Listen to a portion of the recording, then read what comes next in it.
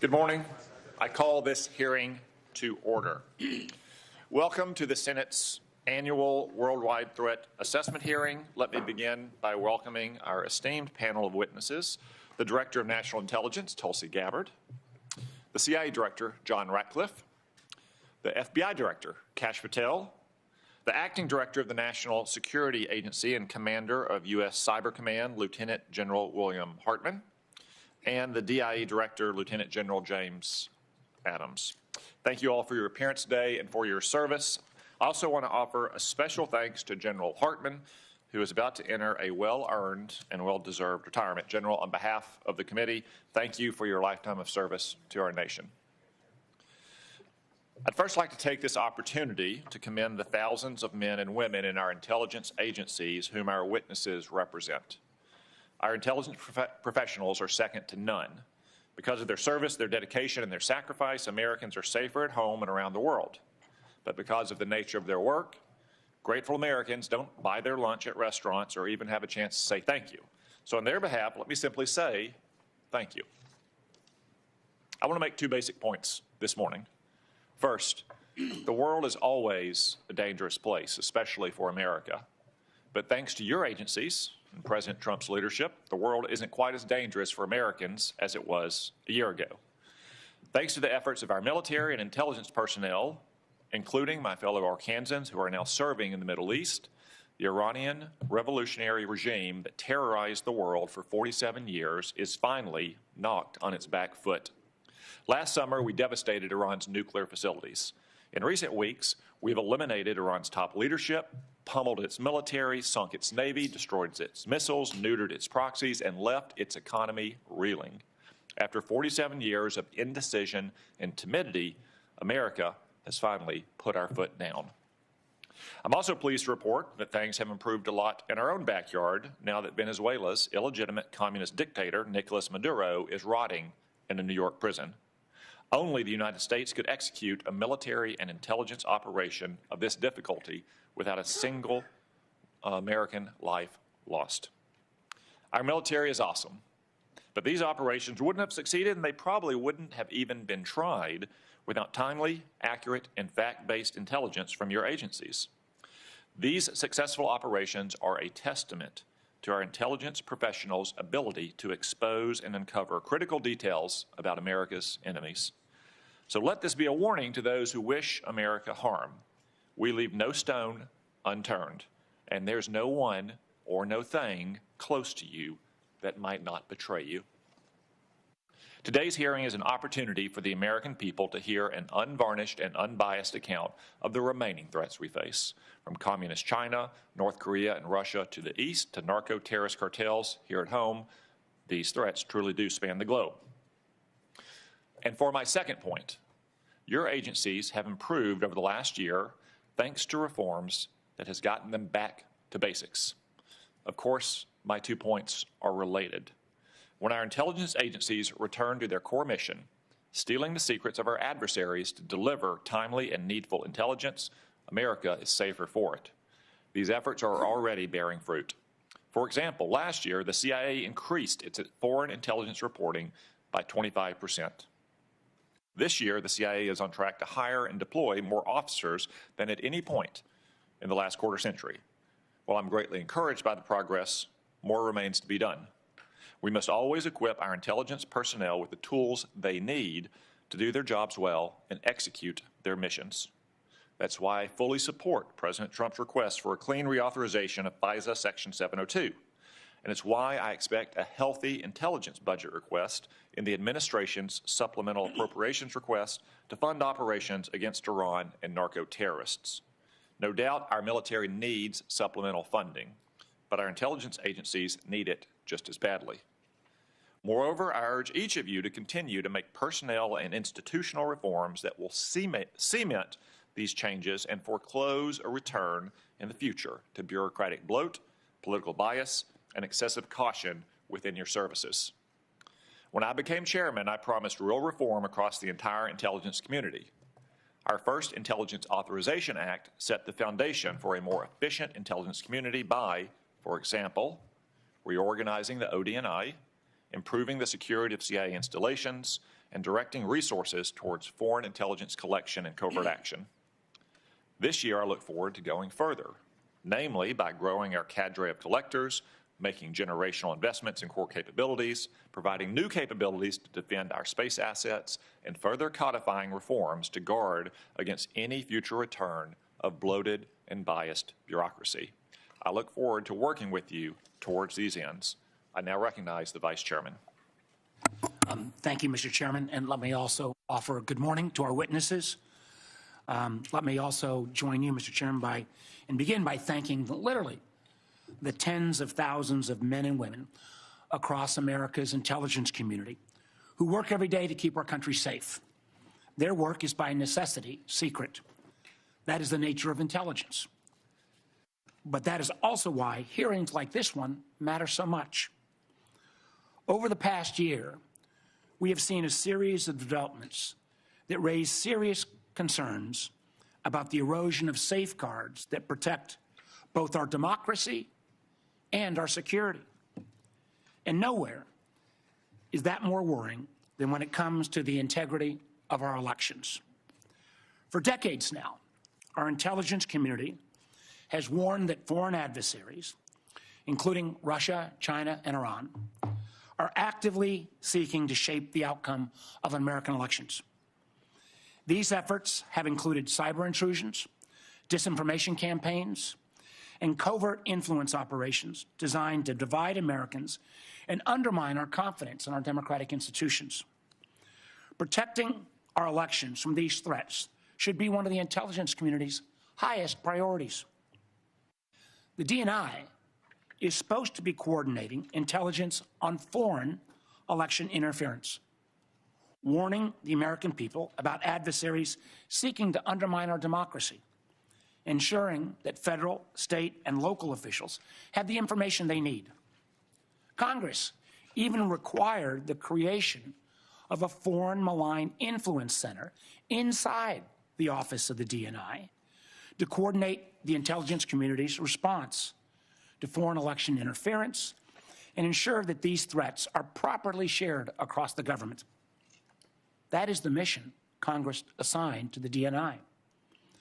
But while foreign adversaries are actively probing our democratic institutions, the DNI has eliminated the Foreign Malign Influence Center and does not have a designated official coordinating the response to election threats.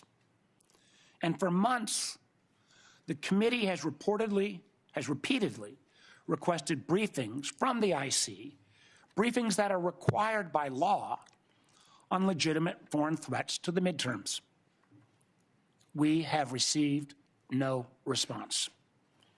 Now, that silence, I believe, should concern every member of the committee because it clearly demonstrates the DNI is not interested in protecting American democracy by combating foreign influence.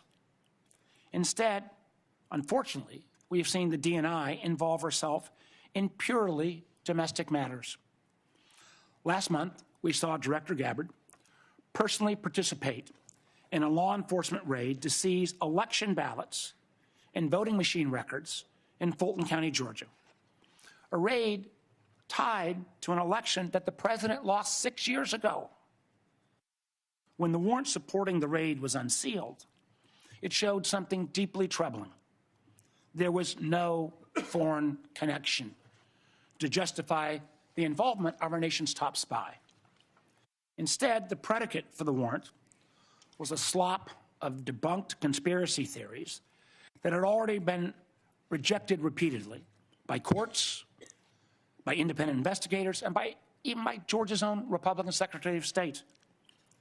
Yet the nation's top intelligence official was personally involved in this operation. This raises one very serious question. If the intelligence community is not being deployed to mobilize against foreign threats, why is it being deployed at all on a domestic issue? The DNI's appearance at this raid, as well as their involvement in seizing voting machines from Puerto Rico, suggests something that should also alarm every American. I believe an organized effort to misuse her national security powers to interfere in domestic politics. and potentially provide a pretext for the president's unconstitutional efforts to seize control of the upcoming elections. Don't take my word for it. The president has repeatedly pushed for the nationalization of our elections, calling for federal government to override the state election laws and, quote, take over voting while continuing to make false statements about election fraud. And we have heard troubling rhetoric from senior officials that reinforce these concerns. As former Homeland Security Secretary Kristi Noem said publicly, we've been, and this is a quote, we've been proactive trying to make sure we have the right people voting, electing the right leaders to lead this country. At the same time, the administration has brought into government individuals promoting conspiracy theories about our elections.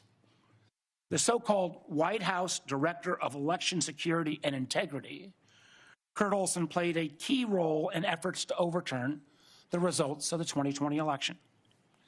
Now Mr. Olson holds a position inside the federal government with the authority to refer criminal investigations and access our most sensitive security information, all supposedly doing his witch hunts around elections. As a matter of fact, according to the court filings, he helped trigger the FBI seizure of the ballots in Fulton County. So it's worth asking, why is someone whose career has been devoted to undermining the legitimate results of a democratic election now operating from inside the federal government with access to law enforcement and intelligence authorities? What exactly has he been empowered to do? As members of our committee know, this committee was created in the aftermath of the unconstitutional abuses exposed after Watergate. The guardrails have been built around our intelligence and law enforcement agencies over the past several decades exist for a reason. Without them, America begins to look more like adversaries emphasized in this year's annual threat assessment: China, Russia, Iran, North Korea, and less like a democracy. Confronting these very clear and present threats to American security requires experienced professionals in intelligence agencies that are focused squarely on their mission. Instead, over the past year, we've seen actions that only serve to weaken them. Politically motivated purges at the FBI has resulted in the exodus of hundreds of agents and the reassignments of hundreds more from key national security areas like counterintelligence, counterterrorism, and cyber, and where they've been redeployed to? Immigration enforcement. In one troubling case, agents working on a task force focused on threats from Iran, clearly something that's pretty damn important right now, were dismissed because they had previously participated in the investigation of the president's mishandling of classified information. Elsewhere, the Bureau's budget is being slashed. Last year, it cut over $500 million, with the largest decreases from cyber, counterterrorism, and counterespionage. And the remaining scarce resources are being squandered on things like a $60 million jet for the director's personal travel so he can go golfing in Scotland or partying with athletes in Milan. In fact, according to a whistleblower account, those flights became so frequent they even delayed the Bureau's response to major incidents like the Charlie Kirk assassination or the shooting at Brown University. Credible reports also indicate that highly trained FBI agents from elite SWAT units have been reassigned to chauffeur his girlfriend, an unprecedented use of personnel whose training are actually intended for hunting violent criminals and neutralizing terrorists.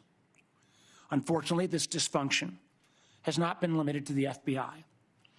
Both the National Security Agency and the Defense Intelligence Agency, and this is no reflection on the two gentlemen sitting in front of us, were both left leaderless for months after the president fired their directors, one at the behest of a 9/11 conspiracy theorist, and the other for providing a fact-based assessment that contradicted the president's claims about obliterating Iran's nuclear program.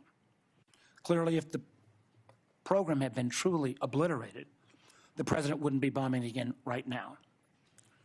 And again, more than 1/3 of the personnel at CISA, created by Congress to protect critical infrastructure like power, water, and election systems, have been forced out. That seems like a real mistake as we still grapple with the intrusion called Typhoon and the recent Iranian cyber attack on Stryker. And we are now seeing in real time the cost to the State Department. Thousands of American citizens were trapped in a literal war zone with little assistance from their own government. For a time, those calling the State Department hotline for assistance were greeted with a pre-recorded message that said, quote, "Please do not rely on the U.S. government for assisted departure or evacuation." This was a foreseeable security crisis. When you start a war of choice, when there was no imminent threat, you should be able to prepare to make sure you get Americans out of the war zone. That same attitude, pushing some of our closest friends into the arms of our most capable foes, has profound consequences. Two of our most significant allies, Canada and the UK, are currently working to sign trade deals with China because they no longer believe the United States is a dependable partner. That's a remarkable statement in 2026. And in the president's war of choice with Iran, a war that has already killed 13 service members, cost American taxpayers billions of dollars, and scrambled supply chains from oil to fertilizer to aluminum, nobody answered the call when the president asked our allies to help reopen the Strait of Hormuz. As the president's own counterterrorism chief acknowledged in his resignation yesterday, Iran posed no imminent threat to the United States. And unfortunately, our allies have been alienated and distracted by the administration's unilateral threats like invading Greenland, and the result is clear. Americans have been left more exposed in an already dangerous conflict. Now, what I just outlined is quite a list, and it's a partial one at that. Matter of fact, we've got a full list we'd like to share with all the press. So what does this all mean? It matters because I believe the warnings contained in this year's annual threat assessment. I believe our IC when they say the global security environment is becoming more complex and that armed conflict is becoming more global. And I also agree with the assessment when it says that to succeed, we must think prudently and prioritize our efforts. On the topic of the annual threat assessment, I want to close where I began by noting that since the first time since 2017, in the aftermath of Russia's intervention in our 2016 elections, the annual threat assessment includes nothing about adversary attempts to influence American elections. Now, I don't believe this omission means that the threat has disappeared. It means that the intelligence community is no longer being allowed to speak honestly about it. And it raises serious questions, and I will be asking about your priorities, Director Gabbard, in terms of what you're choosing to prioritize instead. Thank you, Mr. Chairman. I yield back. Before we go to the witnesses, now that we have a critical mass of members, I would simply like to remind members that we will handle questions as we did last year, seniority at the time of the gavel, and alternating between Democrats and Republicans. We'll have one round of questions, 7 minutes per round. I will not entertain questions after 7-minute time has expired. Furthermore, I expect to convene the closed session in our usual location promptly 30 minutes after the open session begins. Director Gabbard, the floor is yours. Thank you, Chairman Cotton, Vice Chair Warner, members of the committee, good morning. I'm here today to present the 2026 Annual Threat Assessment, joined by the directors of the CIA, FBI, DIA, and NSA. Before I continue, on behalf of the intelligence community, I want to extend our thanks to General Hartman for his 37 years of service in uniform and closing out his 37 years with tremendous leadership of the NSA. This briefing is being provided in accordance with ODNI statutory responsibility. I'd like to remind those who are watching what I am briefing here today conveys the intelligence community's assessment of the threats facing U.S. citizens, our homeland, and our interests, not my personal views or opinions. In this assessment, we're following the structure of priorities that were laid out in the President's national security strategy, starting with threats to our homeland and then shifting to global risks. The defense of our homeland is of the utmost importance to the American people, and efforts by this administration have shown over the last year the results of bolstering homeland defense in the security of the American people. For example, the strict enforcement of U.S. policies at the U.S.-Mexico border and regionally have served as a deterrent, drastically reducing illegal immigration. Based on Customs and Border Patrol data, January 2026's monthly encounters are down 83.8% compared to January 2025. Encounters declined 79% compared to 2024.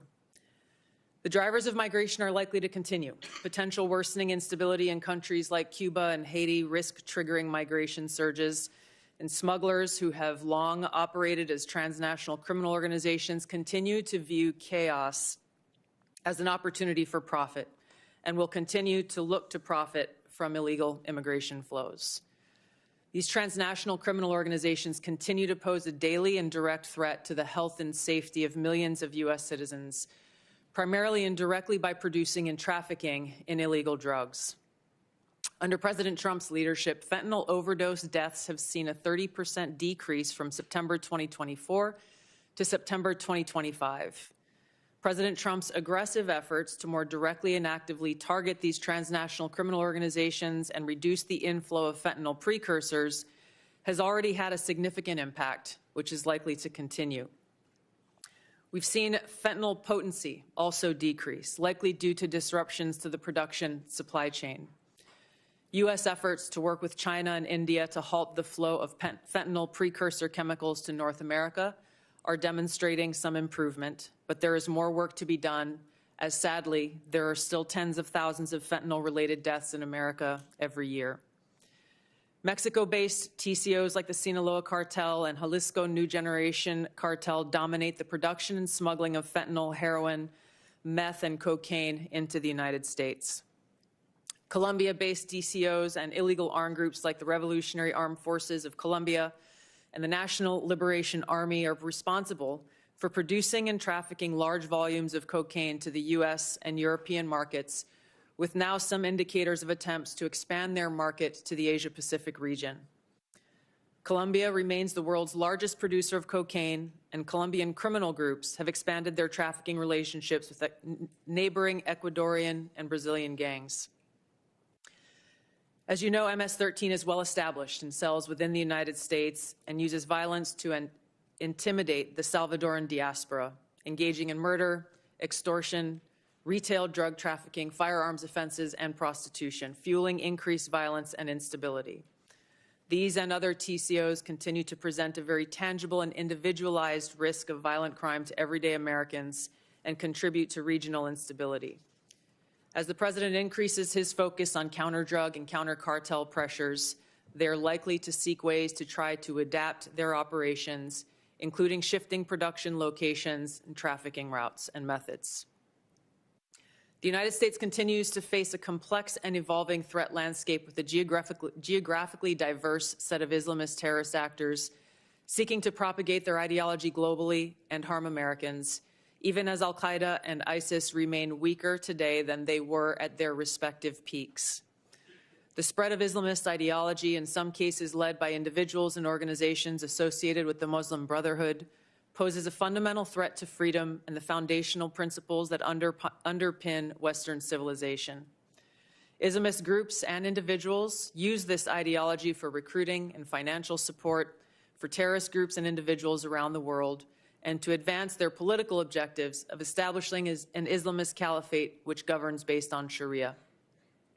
There are increasing examples of this in various European countries, and President Trump's designation of certain Muslim Brotherhood chapters as foreign terrorist organizations is a mechanism to secure Americans against this threat. In response to setbacks to their capabilities of conducting large-scale complex attacks, Islamist terrorist groups have shifted toward focusing on executing information operations to spread propaganda and inspire or enable individuals located in or with access to the West. U.S. counterterrorism efforts, primarily in Iraq, Somalia, Yemen, and Syria in 2025, were instrumental in removing key terrorist leaders and operatives, degrading the ability of al-Qaeda and ISIS to quickly reconstitute its leadership and plan large-scale attacks against the homeland and U.S. interests abroad. Strict U.S. border enforcement measures and increased deportations of individuals with suspected links to Islamist terrorists have reduced access to the homeland and removed some potential sources of future terrorist attacks. Since January, U.S. officials have only had a handful of encounters at our borders with individuals associated with terrorist groups. This is a positive trend. However, our interagency coordinated efforts to continue to identify, locate, and remove known or suspected terrorists who may already be in the United States continues with vigilance. In 2025, there were at least 3 Islamist terrorist attacks in the United States. Law enforcement disrupted at least 15 U.S.-based Islamist terrorist plotters. Roughly half of last year's disrupted plotters had some online contact with Islamist terrorists inspired by Islamist foreign terrorist organizations abroad. For example, in the recent attempt to attack a synagogue in Michigan, the shooter had familial ties to a Hezbollah leader. Al-Qaeda and ISIS pose the biggest threat to U.S. interests overseas in parts of Africa, the Middle East, and South Asia, where these groups operate. In the Middle East, AQAP in Yemen, ISIS-K in South Asia, and ISIS in Syria are among the most likely groups conducting external plotting. ISIS in Syria is likely seeking to rebuild its ranks, expand support networks, and solicit funds by re-engaging with and recruiting from the likely hundreds of ISIS detainees and thousands of ISIS-linked women and children who were either released or escaped from prisons and displaced person camps that were previously run by the Syrian Democratic Forces in northeast Syria. Meanwhile, state actors present a risk broader in scope by seeking new capabilities in kinetic and cyber warfare. The United States' secure nuclear deterrent continues to ensure safety in the homeland against strategic threats. However, the intelligence community assesses that Russia, China, North Korea, Iran, and Pakistan have been researching and developing an array of novel, advanced, or traditional missile delivery systems with nuclear and conventional payloads that put our homeland within range. The IC assesses that threats to the homeland will expand collectively to more than 16,000 missiles by 2035, from the current assessed figure of more than 3,000 missiles. The IC assesses that China and Russia are developing advanced delivery systems meant to be capable of penetrating or bypassing U.S. missile defenses. North Korea's ICBMs can already reach U.S. soil, and the IC assesses that it is committed to expanding its nuclear arsenal. Pakistan's long-range ballistic missile development potentially could include ICBMs with the range capable of striking the homeland.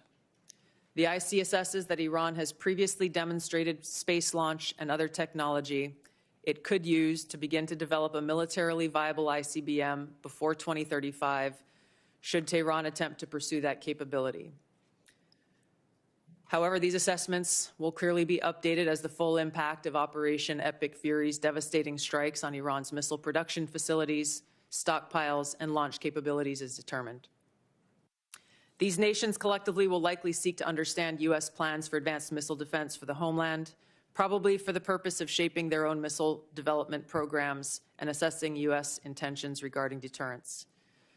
Shifting to the cyber domain, the IC assesses that China, Russia, Iran, North Korea, and non-state ransomware groups will continue to seek to compromise U.S. government and private sector networks, as well as critical infrastructure, to collect intelligence, create options for future disruption, and for financial gain.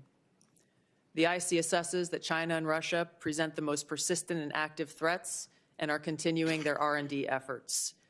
North Korea's cyber program is sophisticated and agile.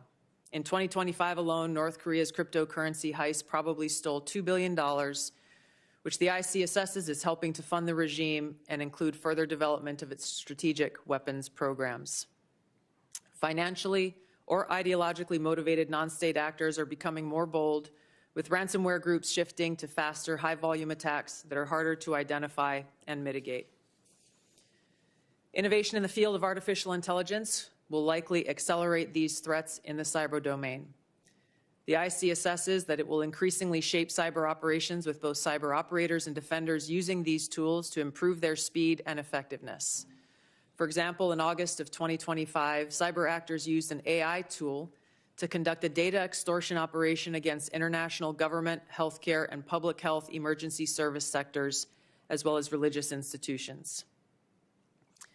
Moving to the Arctic, the IC assesses that Russia, and to a lesser extent China, aim to strengthen their presence in the region through increased maritime trade, natural resource extraction, and military activity. Russia, which has the longest coastline in the Arctic, has long sought recognition of its polar great power status and is deploying more military forces and building new permanent infrastructure. China, though not an Arctic country, is engaged in more limited efforts in the region to advance its own strategic and economic interests. The IC assesses that China is the most capable competitor in the field of artificial intelligence.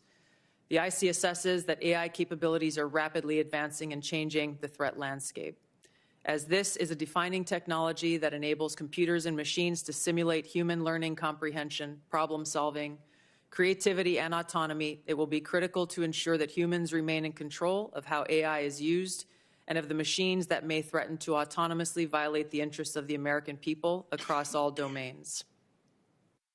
AI adoption at scale across the spectrum of usage poses serious risks.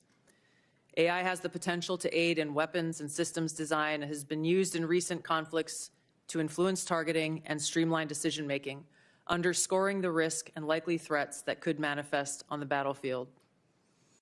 Early developers in quantum computers will give countries an extraordinary technological advantage over others to quickly process national security information and break current encryption methodology used to protect sensitive finance, healthcare, and government information.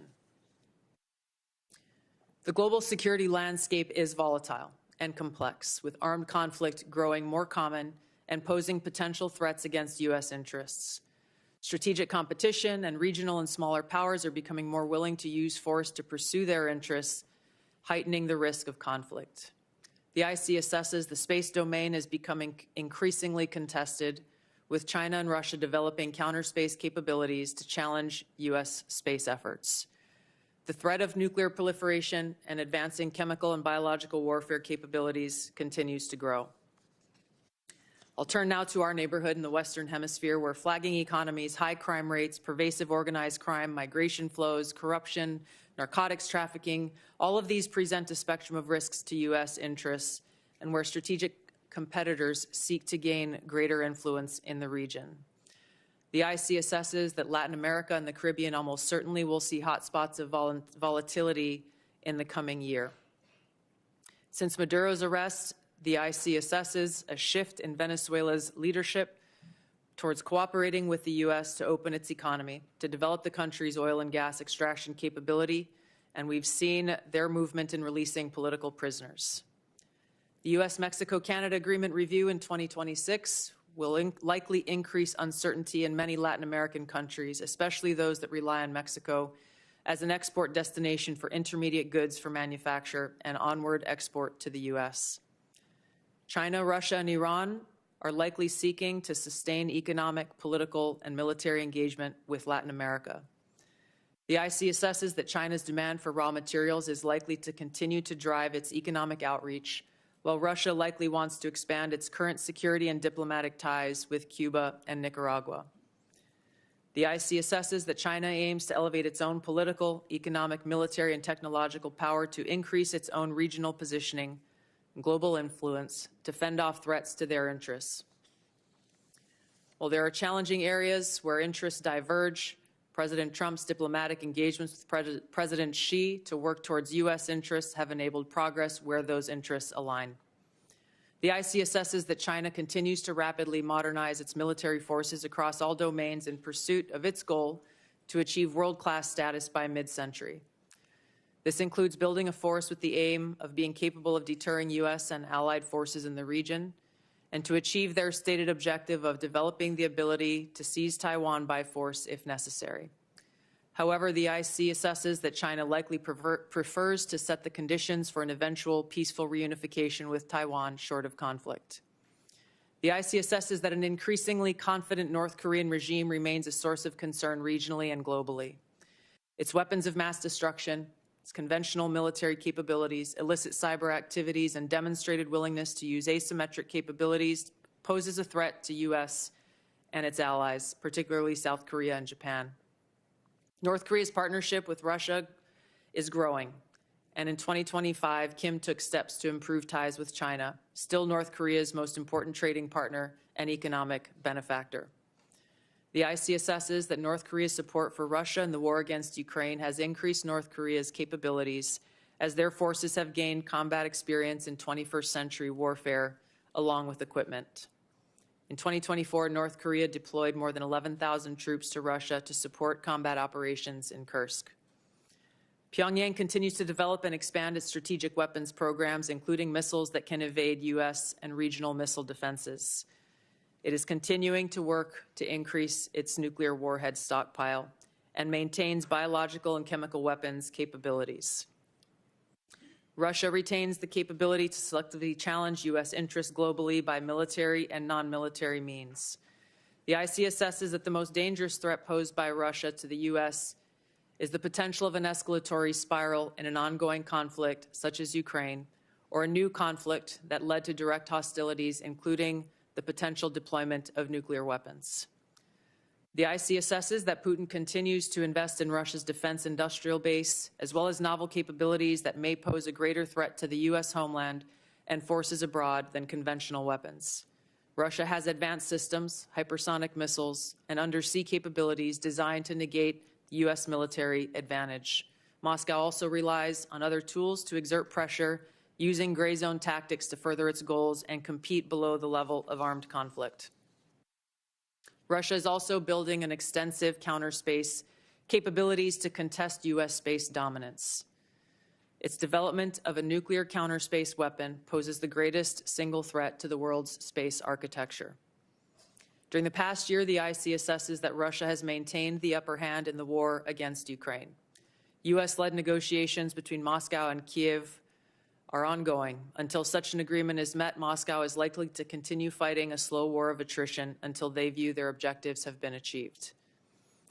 In the Middle East, conflict and instability will shape security, political, and economic dynamics in a variety of ways. The IC assesses that Operation Epic Fury is advancing fundamental change in the region that began with Hamas's attack on Israel on October 7, 2023, and continued with the 12-day war last year, resulting in weakening Iran and its proxies. The IC assesses the regime in Iran appears to be intact but largely degraded due to attacks on its leadership and military capabilities. Its conventional military power projection capabilities have largely been destroyed, leaving limited options. Iran's strategic position has been significantly degraded. The U.S.-led maximum pressure campaign and snapback of European sanctions added additional pressure to an already bleak Iranian economy, resulting in mass protests earlier this year that Tehran suppressed by killing thousands of protesters. Even if the regime remains intact, the IC assesses that internal tensions are likely to increase as Iran's economy worsens. Even so, Iran and its proxies continue to attack U.S. and allied interests in the Middle East. The IC assesses that if a hostile regime survives, it will likely seek to begin a years-long effort to rebuild its military, missiles, and UAV forces. Prior to Operation Epic Fury, the IC assesses Iran was trying to recover from the severe damage to its nuclear infrastructure sustained during the 12-day war, and continued to refuse to comply with its nuclear obligations with the IAEA, refusing them access to key facilities. The IC assesses that China, Russia, and North Korea see the United States as a strategic competitor and potential adversary. Iran has long viewed the U.S. as an adversary and is engaged in active conflict with the U.S. as of today. These four countries, the IC assesses, are likely to continue their selective cooperation with each other, which could bolster their individual capabilities and threats to U.S. interests more broadly. However, currently these relationships are primarily bilateral on selective issues and depend on broader circumstances, divergent sovereign interests, and in some cases, concerns over directly confronting the United States. These factors, the ICSSs, are likely to constrain their relationships. Finally, conflicts on the continent of Africa are likely to persist through 2026 due to poor governance, economic demands, and external support. Tensions continue between Ethiopia and Eritrea, which could rapidly accelerate to conflict. Contentious national elections in Somalia could distract the federal government away from counterterrorism actions against al-Shabaab, which continues to conduct terror attacks while providing funding and propaganda support to other elements of al-Qaeda in Yemen. The civil war in Sudan continues even as external negotiations occur. ISIS in West Africa and the Sahel have increased the intensity of their attacks against local security forces, expanding their areas of operation and moving closer to cities with a U.S. presence. The ICSSs that African governments will likely use their wealth in critical minerals to seek partnerships that deliver them meaningful benefit. Concurrent conflicts and crises across the continent will continue to put U.S. citizens at risk and cause further instability. In closing, as leaders of the intelligence community, we remain committed to providing the President and policymakers with timely, unbiased, relevant intelligence to inform decision-making and to ensure the safety, security, and freedom of the American people. Thank you. Thank you, Director Gabbard. General Adams, Camden, Arkansas is the home of brand new production lines for the Israeli missile defense interceptors. Could you please explain how critical Arrow and Iron Dome systems being built in Camden are for not only Israel's defenses, but the defense of hundreds of thousands of American citizens and troops in the region? Chairman Cotton, thank you for that question. And I have to say that the Arrow system and the Iron Dome system are critical defensive systems that prevent adversary power projection from impacting the targets in the friendly areas in Israel. The Arrow system itself is the high altitude, primarily against MRBMs, and it's proven to be very, very effective against those systems. The Iron Dome is more of a closer-in system, protecting against rockets and things of that nature. But the combination of those two with U.S. systems creates a shield to prevent those attacks from the Iranians impacting key areas in areas where they're protecting. Thank you, General Adams. I was recently in Camden with Secretary Hegseth as part of his Arsenal of Freedom tour, and they are great Arkansans who do great work to keep our nation safe. General Hartman, we've often spoken about our pressing need for more cybersecurity manpower and part-time formation, such as the Arkansas Air National Guard's 223rd Cyberspace Operations Squadron are a great way to grow the force. What recommendations do you have to grow these cyber protection teams and develop more capacity for local and national missions? Chairman Cotton, thanks for the question.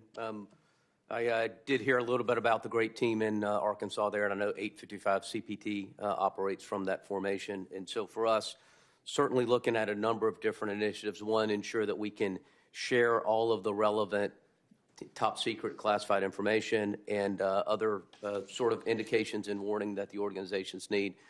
But I will tell you, I'm an advocate for an ability to establish some sort of joint reserve cyber organization, and so that at Cybercom we can ensure that those organizations have all of the advanced training that they need to ensure that those organizations have access to all of the intelligence that they need, and to ensure that we control some level of funding at both Cybercom and NSA that can be used to mobilize those personnel to handle the most difficult problems that we're faced with. And we have been working with Congress on some of that language and the department, and we appreciate it, sir. Thank you, General Hartman. As I said in my opening, we only have this one public hearing a year, even though the committee hears from each of you several times throughout the year in classified settings. So we don't often have a chance to tell the American people what great work their intelligence professionals are doing for them. So Director Ratcliffe, could you take the opportunity to maybe join in the excellent briefings that Secretary Hegseth and General Kane have provided on a regular basis over the last couple months on the military aspects of both the Maduro raid and Operation Epic Fury, to explain the CIA's contributions to those operations. Thank you, Senator. You know, last year when I was here and in my confirmation, I promised you all, and you had all asked for, a more aggressive CIA, one that was focused on core mission, getting back to the business of stealing secrets, to be able to provide our policymakers with a decisive strategic advantage that would allow and advance and contribute to foreign policy and national security successes. To the credit of the CIA workforce, the CIA has delivered.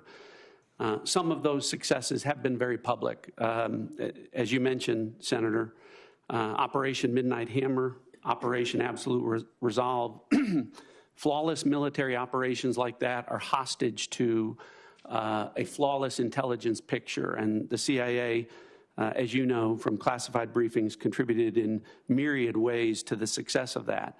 But what I would say to you is those successes are just emblematic of the phenomenal progress and success really by every measure, every metric, every standard across every national security space with regard to the work of the CIA. Senator, you mentioned some of it in your opening. The increase of our asset stable and our human sources up by 25%, our FI collection across the board, our foreign intelligence collection up by 25% overall, and in important categories like China, for instance, up 100%. In areas like tech and AI, up 45%. On the counter-narcotics front, our operations up by 70%. And with regard to counterterrorism, those are classified numbers that I'll share with you in the classified portion of this hearing, but they're off the charts good. The best way I can summarize it, Senator, is I had a 32-year veteran of the agency retire this year, and he said to me, I hate to go. I don't know if this is the best year that the CIA's ever had, but it's the best year I can ever remember. And I think that reflects the current morale of the CIA. It's a workforce that knows it's doing a great job. It knows that it's being allowed to do what they signed up to do, which is provide that decisive strategic advantage to our country for great successes that everyone can see. So I thank you for the opportunity to let me recognize the CIA workforce. Thank you. Director Ratcliffe, I want to address one specific threat from Iran, the threat of an intercontinental missile, which is really just the combination of two technologies, one thrust to get something into space and a reentry vehicle to get it back to Earth. Iran has always had a space launch program, which is flimsy cover for the first part of that intercontinental missile program. I haven't seen any Iranian astronauts in space lately. And second, they have medium-range ballistic missiles, which already have a reentry vehicle. So if you crudely married those two technologies together, I've heard some analysts say that Iran could have had a functioning intercontinental missile to threaten the United States in as few as 6 months. Would you agree with that assessment? Well, you're right to be concerned about Iran's development of longer-range ballistic missiles, Senator. If Iran were allowed to develop at the IRBM ranges, which is 3,000 kilometers, it would threaten most of Europe. And yes, as you mentioned, we know that Iran is gaining experience in these larger, more powerful booster technologies through its so-called space launch vehicle program. If left unimpeded, yes, Senator, they would have the ability to range missiles to the continental U.S.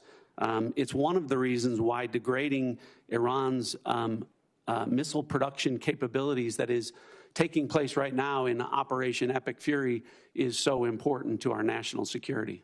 Thank you. Vice Chairman. Thank you, Mr. Chairman. Director Gabbard, the whole country knows that you were recently involved in an FBI operation to seize ballots in Fulton County, Georgia.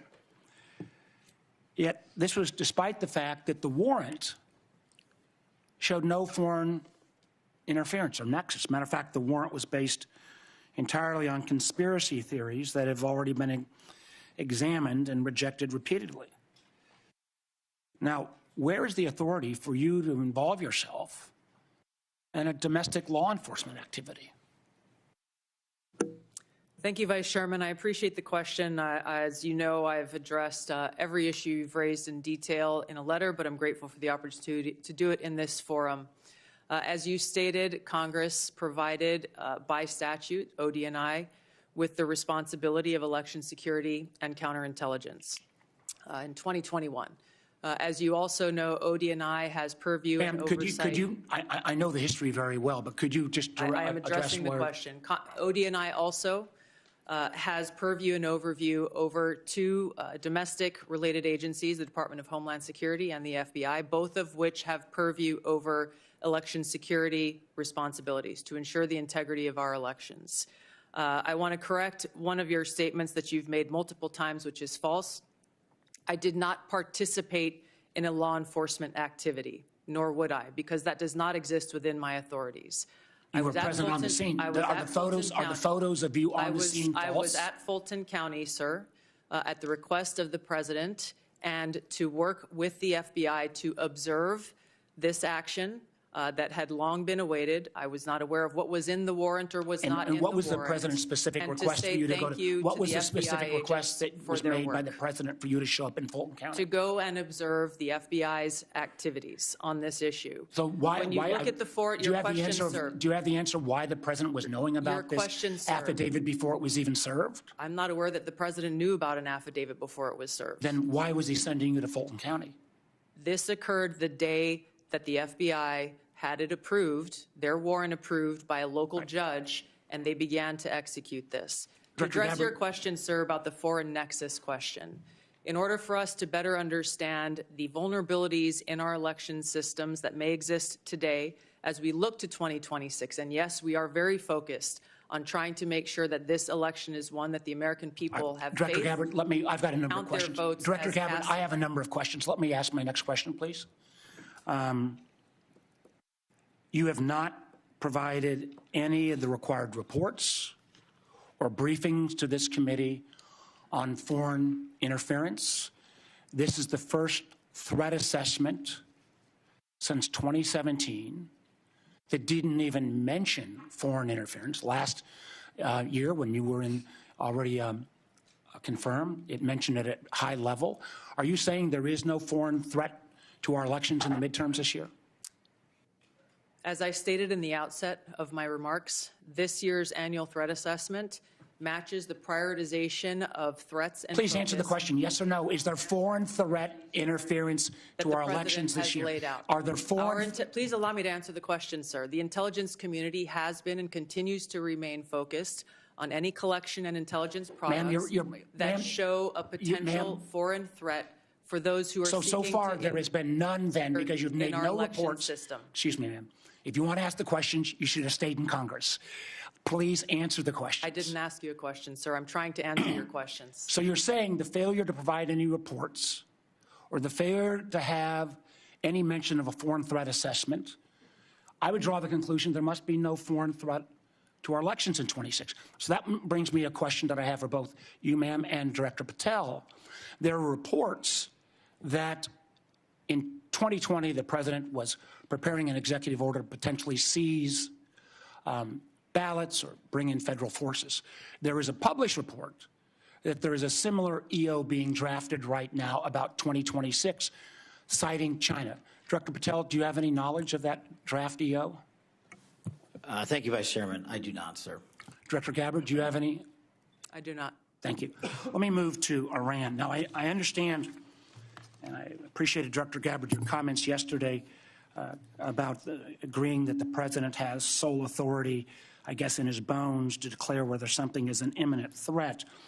I didn't agree with your friend, Mr. Kent, but I didn't, again, I agreed with him yesterday on the fact that there was no imminent threat.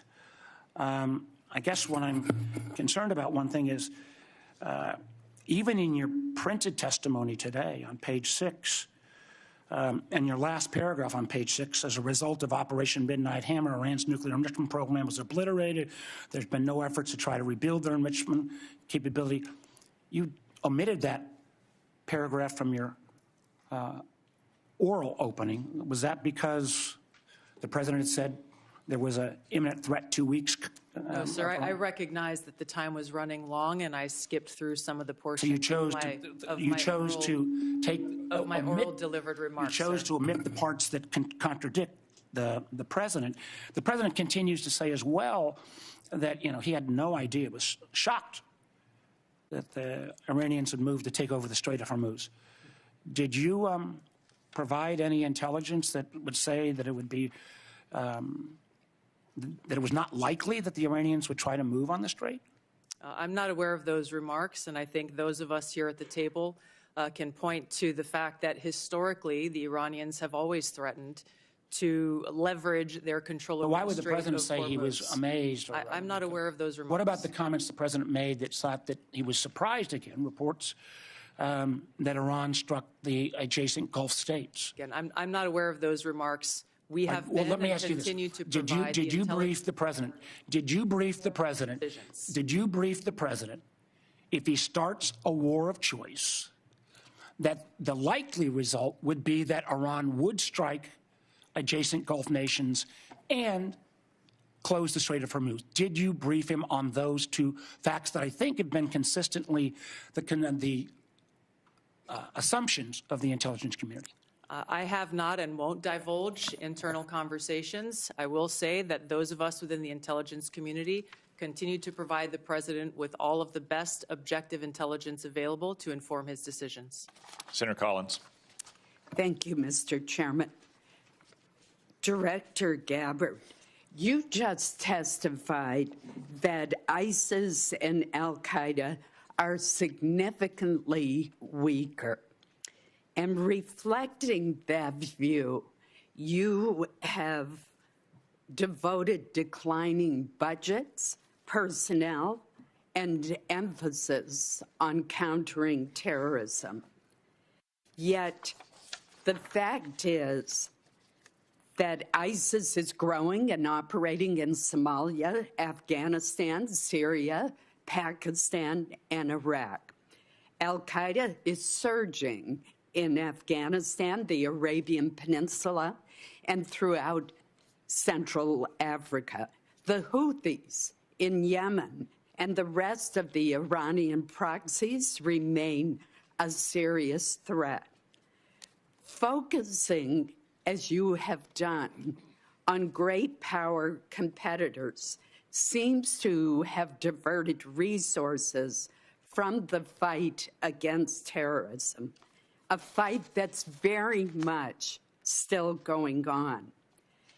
As I have said repeatedly, it is terrorists who want and can kill Americans today. We've just seen the terrorists in Michigan attacking the synagogue. In addition, it appears that a more stovepiped effort in the Intelligence Committee has returned. How are you ensuring that Americans are safe and that you are countering counterterrorism threats to our homeland and to U.S. citizens abroad? Thank you, Senator Collins, for your question and the opportunity to clarify the comments in my opening statement. My reference to the size of ISIS and al-Qaeda organizationally is smaller and weaker than it was during its peak over a decade ago. However, I completely concur with your remarks about the threat of ISIS, al-Qaeda, and other Islamist terrorist groups around the world and the threat that they pose to U.S. interest service members and directly to the homeland.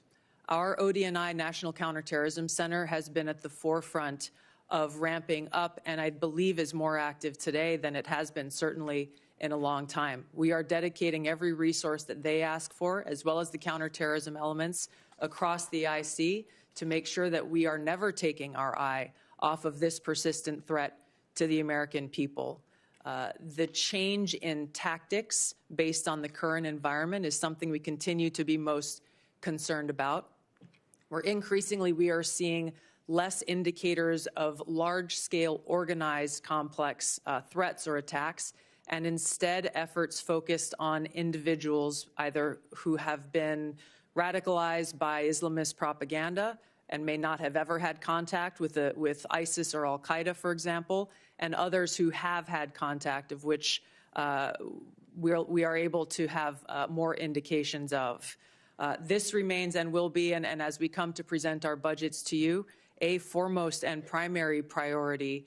The integration across the intelligence community on the counterterrorism threat occurs every single day, with our teams working very effectively together to thwart terrorist attacks as we have over the last year.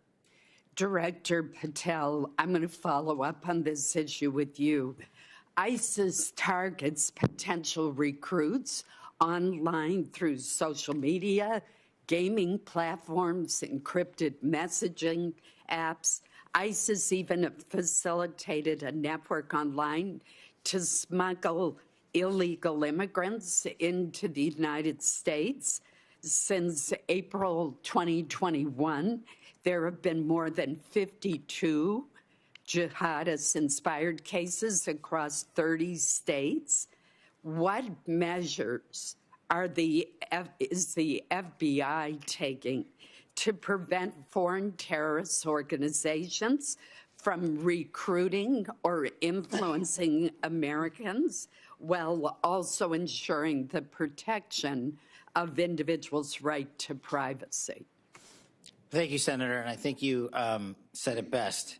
They have transferred their capabilities in terms of personal recruitments to online recruitments, which makes any terrorist organization, including ISIS, all the more powerful. What we have done is extended and expanded resources to environments like the Threat Screening Center, which allows us to collect biometric capabilities from all over the world. We've had a double-digit increase in that and a double-digit increase in intelligence production. But what we've also done in the CT space specifically is expand the number of agents and intel analysts that go online and detect, based on our biometric capabilities and intelligence that we have from the interagency. And what that leads us to is what we saw in December of last year, Senator, where we at the FBI stopped 4 terrorist attacks, 4 in California, Texas, North Carolina, and Pennsylvania, 3 of which were ISIS-inspired. We were able to detect these individuals both online and in person using our covert platforms, and we shuttered a bombing campaign in Southern California and 2 mass casualty events for New Year's Eve. Director Gabbard, the intelligence community did not detect an extremely serious breach affecting our telecommunications industry due to the Chinese Salt Typhoon incursions for a very long time.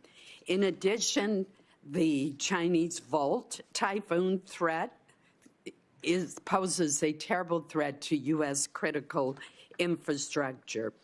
Specific sectors throughout the United States have been overlooked and underprotected.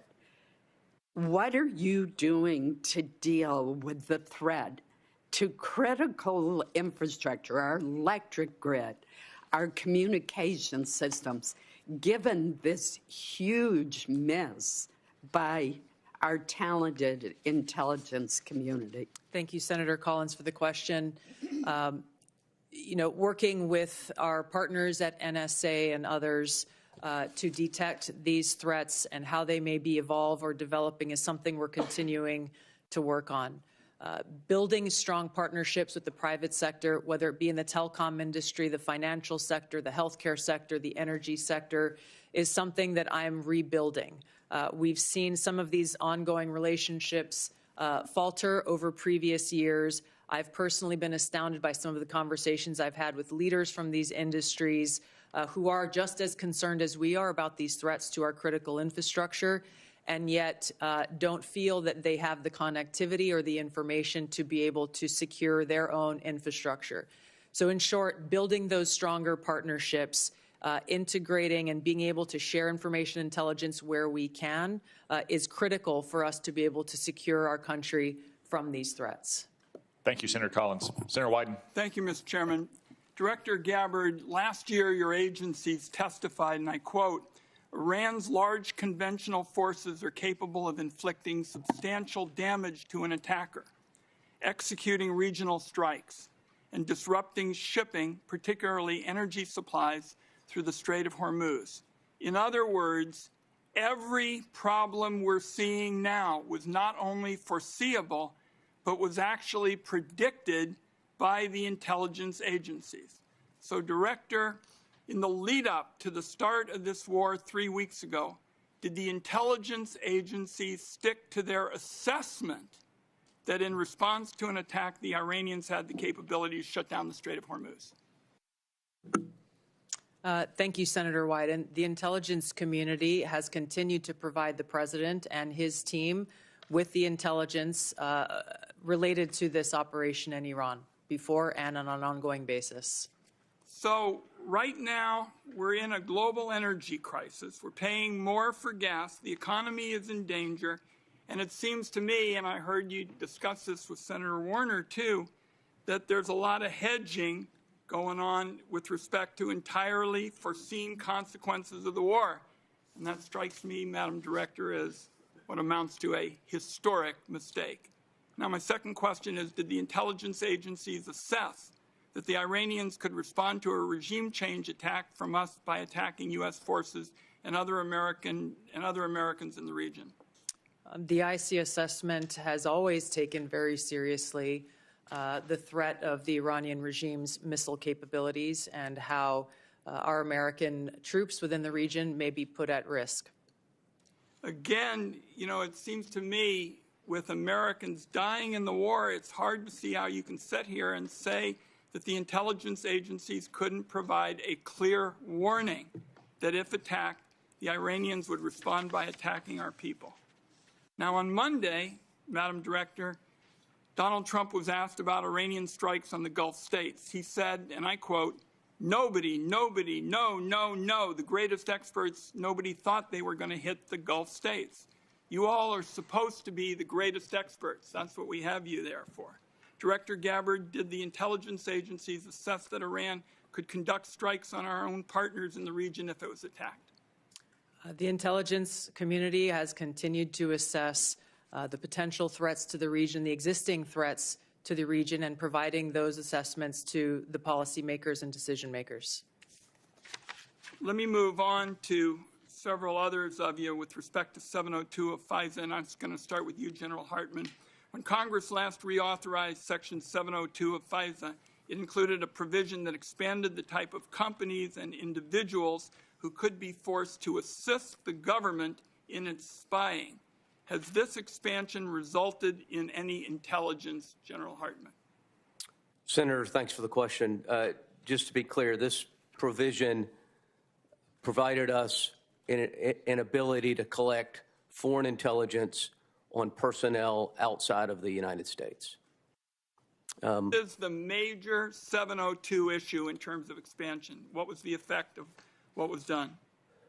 Senator, I would prefer to talk to you about exact specifics in the closed session. I'm happy to do that. Let's understand, though, this is a dangerously broad provision that could be used to rope in anybody with access to a cable box, a Wi-Fi router, or a server.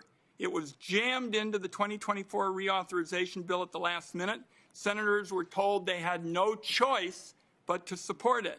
And now, 2 years later, we've just had testimony from a very respected individual who's saying, so far it has had no value. So, colleagues, we are getting ready to have another discussion on this, and this ought to be a warning to every senator that not every new spying power that is sold as urgent and critical actually is. Senator, could I please respond to that? Of course. So, Senator, I just want to be clear. It provided us no additional authority that doesn't involve collecting intelligence on foreigners that are outside of the United States of America. Fine. Director Patel, a question for you.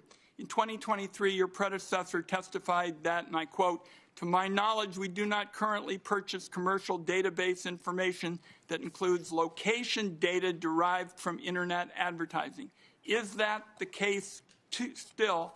And if so, can you commit this morning to not buying Americans' location data? Thank you.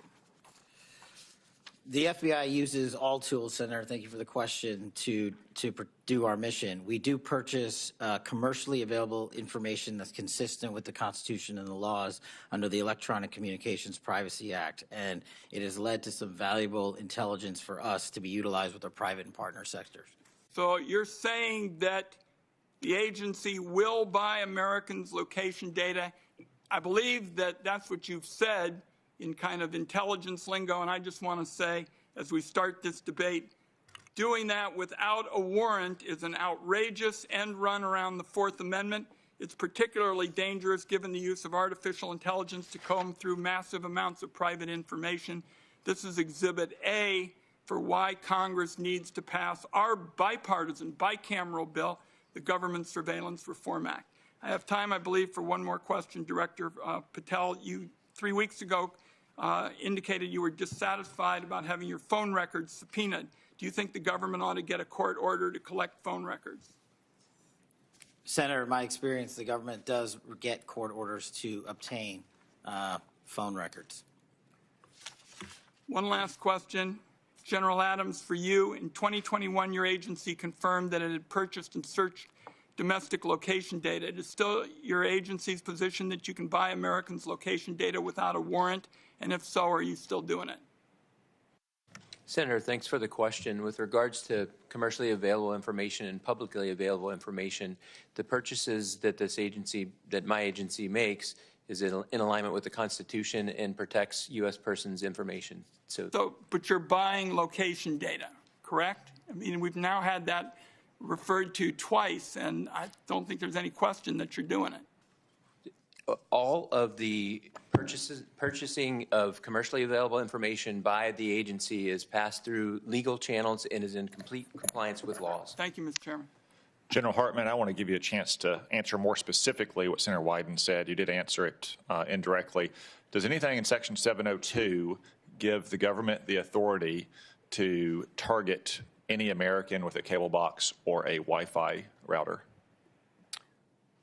Chairman, nothing in 702 gives us the authority to target an American with a cable router or Wi-Fi device. Thank you.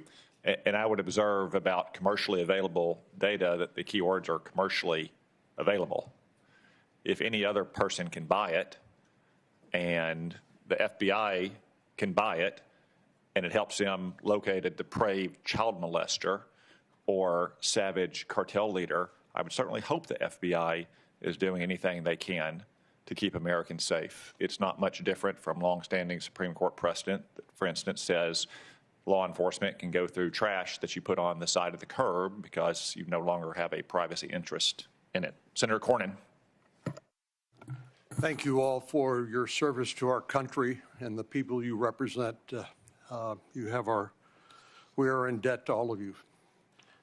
I want to ask you, Director Ratcliffe, yesterday the head of the National Counterterrorism Center resigned, saying that Iran did not represent an imminent threat to the United States. Is there anything to indicate that Iran had ceased in its nuclear ambitions or in its desire to continue to build ballistic missiles capable of threatening American troops and allies in the Middle East? Senator, no. In fact, the intelligence reflects the contrary. So you disagree with Mr. Kent? I do. I would think any fair-minded assessment of the situation, even based on open sources, would reflect the danger the regime poses to the United States. Isn't it true they've basically been at war with the West since 1979 during the Iranian Revolution and have American blood on their hands? That's absolutely correct. I think Iran has been a constant threat to the United States for an extended period of time and posed an immediate threat at this time. The threat assessment says that al-Qaeda and ISIS maintain the intent to launch operations targeting the U.S., but it's most likely to occur through U.S.-based lone offenders. I want to ask you, Director Patel, it seems like there's been a raft of incidents recently. On March the 1st in Austin, Texas, where I live, a lone gunman wearing a sweatshirt saying "Property of Allah," and who the T-shirt he wore underneath had an Iranian flag, killed 3 innocent people and injured 12 more. And then we know in Virginia, the Old Dominion shooting, somebody who unbelievably was sentenced to 11 years in federal prison for attempting to support ISIS, but then was released only to commit another terrorist attack. We all are familiar with what's happened in Michigan, in New York, and I applaud the important role that the FBI has played in stopping some terrorist attacks, but obviously the FBI can't be everywhere all the time. Would you please talk about your cooperation and collaboration with Homeland Security investigations in countering terrorist attacks against the United States? Thank you, Senator. Absolutely. It is essential that the FBI cooperates with the entire interagency. But as to your question about DHS specifically, what we have stood up around the country are 59 Homeland Security task forces in 59 separate locations. These are joint terrorism task forces? Essentially, the JTTF model was expanded. So the FBI owns 56 joint terrorism task forces in each of our field offices. On top of that, we have 59 HSTFs, which are co-led by the FBI and DHS. And what that allows us to do is things like we did down in New Orleans just over the holiday period, where we surged for a 6-week period of time, and where we dropped the murder rate by double-digit points, and also was the first time that Mardi Gras in its entire history had not one homicide. So when you bring the powers of the Homeland Security folks, DHS, and the FBI together, this is the purpose of it, to get after not just the terrorism threat, but the violence and the criminal activity in our cities. And that's why we're in 59 cities across the country, and it's working in places like Memphis and every other city we have it. Are you aware of the fact that Homeland Security investigation is a major directorate within Immigration and Customs Enforcement? Yes, sir. Yes, sir. And are you aware that Senate Democrats have uniformly voted not to fund the Department of Homeland Security, including Homeland Security investigations, TSA, FEMA, and other functions of the Department of Homeland Security? Senator, I'm aware that employees of DHS are 1 month without pay. They're not being paid, right? Yes, sir. And we were all seeing what's happening at airports, where people are having to wait hours at a time because of the fact that these TSA agents are overburdened. But what I wanted to focus on with you is the refusal to fund the functions of the Department of Homeland Security, including Homeland Security investigations, making Americans less safe? Absolutely.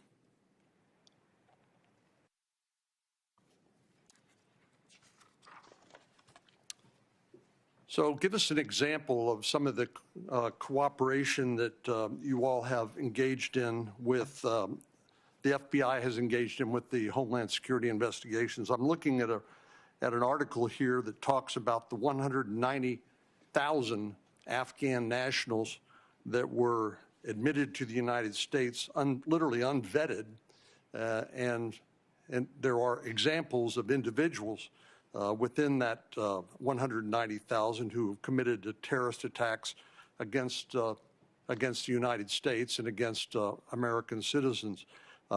Is that the sort of thing that you are investigating with HSI?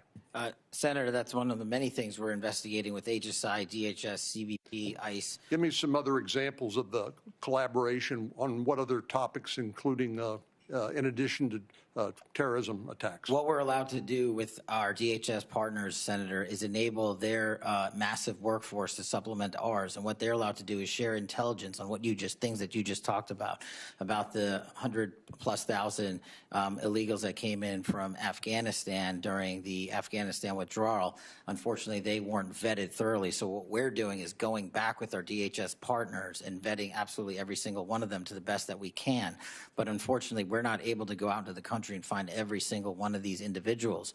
But we need more than 12,000 FBI agents to do that job, which is why we are utilizing the 100,000 or so 1811s at the Department of Homeland Security to give us the information they have from their immigration records, from their travel records, from their travel logs overseas and within the country. And what we're able to do is remove these individuals off the streets in every single state across the country, to include violent gang members, to include Tren de Aragua, to include ISIS-affiliated individuals, to include Al-Qaeda-related affiliated individuals. And hopefully we do it before and not after, like the tragedy that we witnessed in Washington, D.C., where an individual from Afghanistan was allowed to enter into our country and shot multiple members of our uniformed military service.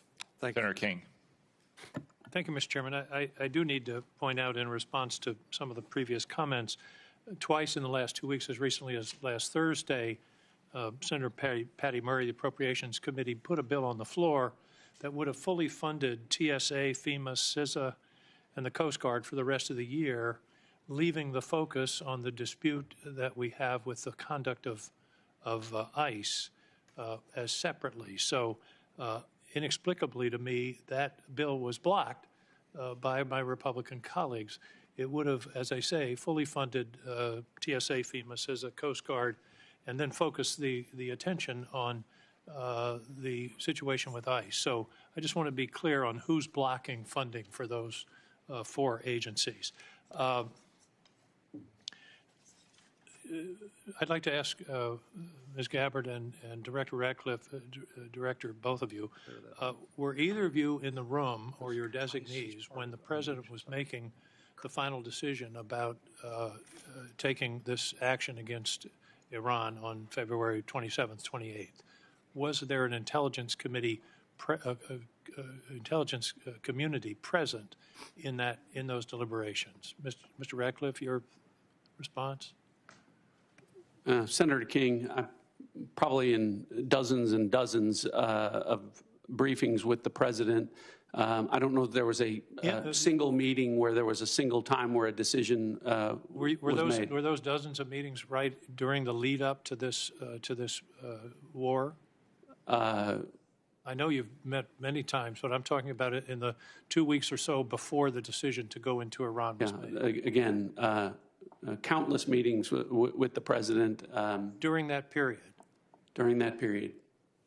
Director Gabbard, were you present in those discussions? Likewise, yes. The reason I'm asking the question is there seems to be a discrepancy between what the Intelligence Committee community has reported over the years and what the President has said in terms of of this action. For example, Senator Wyden read the report from a year ago that strikes against neighboring states and action to close the Strait of Hormuz was predicted by the intelligence community. And yet the President says nobody knew. And my question is, did you tell him? Anybody want to answer that question? Senator, I'll answer the question. So with regard to briefings, the President gets briefings constantly about intelligence. Now, the comments that you talked about, I had not heard, but what I can tell you is that Iran had specific plans to hit U.S. interests and energy sites across the region, and that's why the Department of War and the Department of State took measures for force protection and personnel protection in advance of Operation Epic Fury. I think that's what's most important. Any predictions to the President about the Strait of Hormuz? All you got to do is look at a map, and you'll see that the vulnerability of the Strait of Hormuz. Was that part of the briefing, Director Gabbard? I think the Director Ratcliffe made the point here is that this has long been an assessment of the IC, that Iran would likely hold the Strait of Hormuz as leverage. And my question is, was that communicated to the President in the lead up to this action? And it's because of that longstanding assessment that the IC has continued to report that the Department of War took the preemptive planning measures that it did. Well, they've stated that they did not plan for the Strait of Hormuz. The President said, who knew that was going to happen? Anyway, let's move on. Does the President take a daily brief from the intelligence community? This is a yes or no question, I think. Yeah, the President, I would say, Senator, in my estimation, on average, I briefed the President of the United States on intelligence probably on average 10 to 15 times a week where I have conversations with him about specific discrete issues. Sometimes there are dedicated sessions that last hours in length. Sometimes I'm briefing him on specific issues, sometimes 3 or 4 times a day. But I would say on average, my interactions where I'm briefing the president on important national security matters happens probably on average 10 to 15 times per week. Thank you. Could you update us on the intelligence on Russian intelligence sharing with Iran in the current conflict? What do we know? Senator, if there is that sharing going on, that would be an answer that would be appropriate for a closed session. Well, it's been in the public press. This is open source that it's occurring. Is it occurring? Again, if it is occurring, that would be an answer appropriate for a closed session. What I can tell you is that according to the Department of War, any support that Iran may be receiving is not inhibiting their operational effects. Okay, that's sort of the first cousin of a yes, I guess. According to intelligence analysis, can regime change or the elimination of the estimated 1,000 pounds of highly enriched uranium be accomplished without boots on the ground? Senator, the discussion about the Iranian nuclear capability, we intend in the closed session to talk about that in great deal. With regards to revealing any information about the ability to do that, I would have to defer that to a closed session. Okay, I'll see you in an hour. Finally, there was very little, if anything, in the report, in the assessment about climate change, and that's been in past reports. There is a lot of discussion about migration. The estimates are that climate migrants, because of the changes in the climate and the atmosphere, and particularly in the center equatorial area of the Earth, will range from 200 million to 1 billion people by 2050. Do you believe that is a national security threat that should be addressed? The Syrian refugees were about 6 million, and they upset the politics of Europe for several years. We're talking about 200 million to 1 billion people on the move. I believe that's something we should be discussing and that the intelligence community should be assessing. Director Gabbard? Yes, Senator, there are a number of drivers of things like migration. It would be an extensive and voluminous annual threat assessment if we included every single one. This annual threat assessment is focused, again, on the priorities laid out by the President's national security strategy and on the effects that we can take action, operational action, to protect U.S. interests. Well, I would suggest combating climate change is something we can take action on. Thank you, Mr. Chairman. On the matter of media reports about Russian or Chinese collaboration with Iran, I would point out that the media is not a classification authority. And that kind of story, whether true or not, might be better suited for the FBI to investigate on whether there's been unlawful disclosures of classified information. I would also say it sounds like something Russia and China would do. Communist Russia used to do it during the Cold War, and Communist China has always done stuff like that. On the Patty Murray legislation, not only would it have defunded ICE and CBP, it would have also defunded Homeland Security investigations, which do critical work on our streets to protect our communities from financial crimes, from predators, from transnational gangs as well. So while we would all like to see the TSA and the Coast Guard and other critical parts of Homeland Security as well, we do not want to defund the police, this time the immigration police. Senator Moran. Chairman, thank you. I believe that it's in the U.S.'s national interest, our security interest, for Ukraine to be successful in defeating the Russian invasion. I'm concerned with the consequences of Operation Epic Fury on that ability of Ukraine to succeed in defending its borders. And General Adams, in broad terms, not necessarily, not classified terms, what are the consequences to the supply chain, to the capability of the United States to supply NATO allies and Ukraine as a result of Operation Epic Fury. My question is that usual problem of how do we do both? Are we doing both?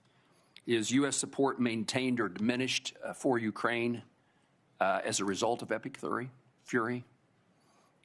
Senator, thank you for that question, and we do continue to, beyond Epic Fury, observe what is happening across the world in crises like Russia and Ukraine. Unfortunately for the situation there now, just based on the force composition and the delta between the Russian forces and the Ukrainian forces, the advantage is to the Russians. As we get into the classified hearing, we can talk a little more specifically about the items with regards to supply chain and with regards to the information that the Defense Intelligence Agency collects. We look at the foreign threat and what their capabilities are from a multi-int perspective. We look a little bit less at friendly capabilities. Now I would defer questions with regards to U.S. supply chain limitations with regards to logistics and the effort that the Secretary of War is having with regards to trying to boost the U.S. Defense Industrial Base. I would defer those to the Department to discuss. Well, General, please be prepared for the classified session for me to continue to pursue this. I mean, our supply chain issues are not classified in the sense that every hearing I'm in as a defense appropriator has officials from the Department of Defense testifying about the need for further assistance. And really, I'm asking for the facts of what has happened as a result of Operation Fury, Epic Fury, in the last few weeks in our supply to Ukraine and our NATO allies who are supplying Ukraine. Yes, sir. The department is executing a comprehensive, in fact, the Sec War has gone around the nation to boost the defense industrial base. We know for a fact that we have to increase our defense industrial base capability. Its impact based on the munitions expended during Epic Fury will be an impact, but we need to boost it. The efforts are underway to boost it, and sir. Well, I'm interested in helping accomplish that goal. Director Ratcliffe, perhaps along the same line, I assume let me first of all compliment you on your public service. I appreciate you. And that's not my usual town hall meeting when I get a compliment from somebody who then follows it with a but.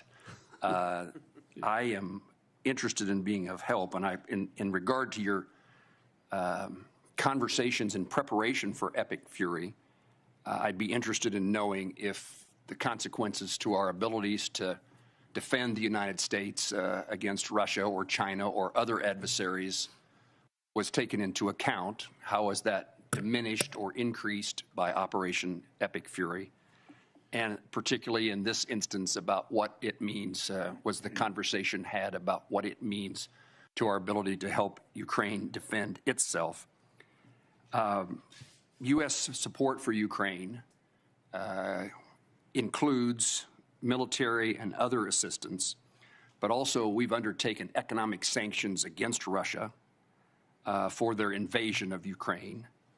And Epic Fury has caused a significant increase in oil prices, and the administration has waived sanctions against Russian oil companies, which are reported to say that Russia is receiving $150 million per day, additional dollars as a result of the waiver.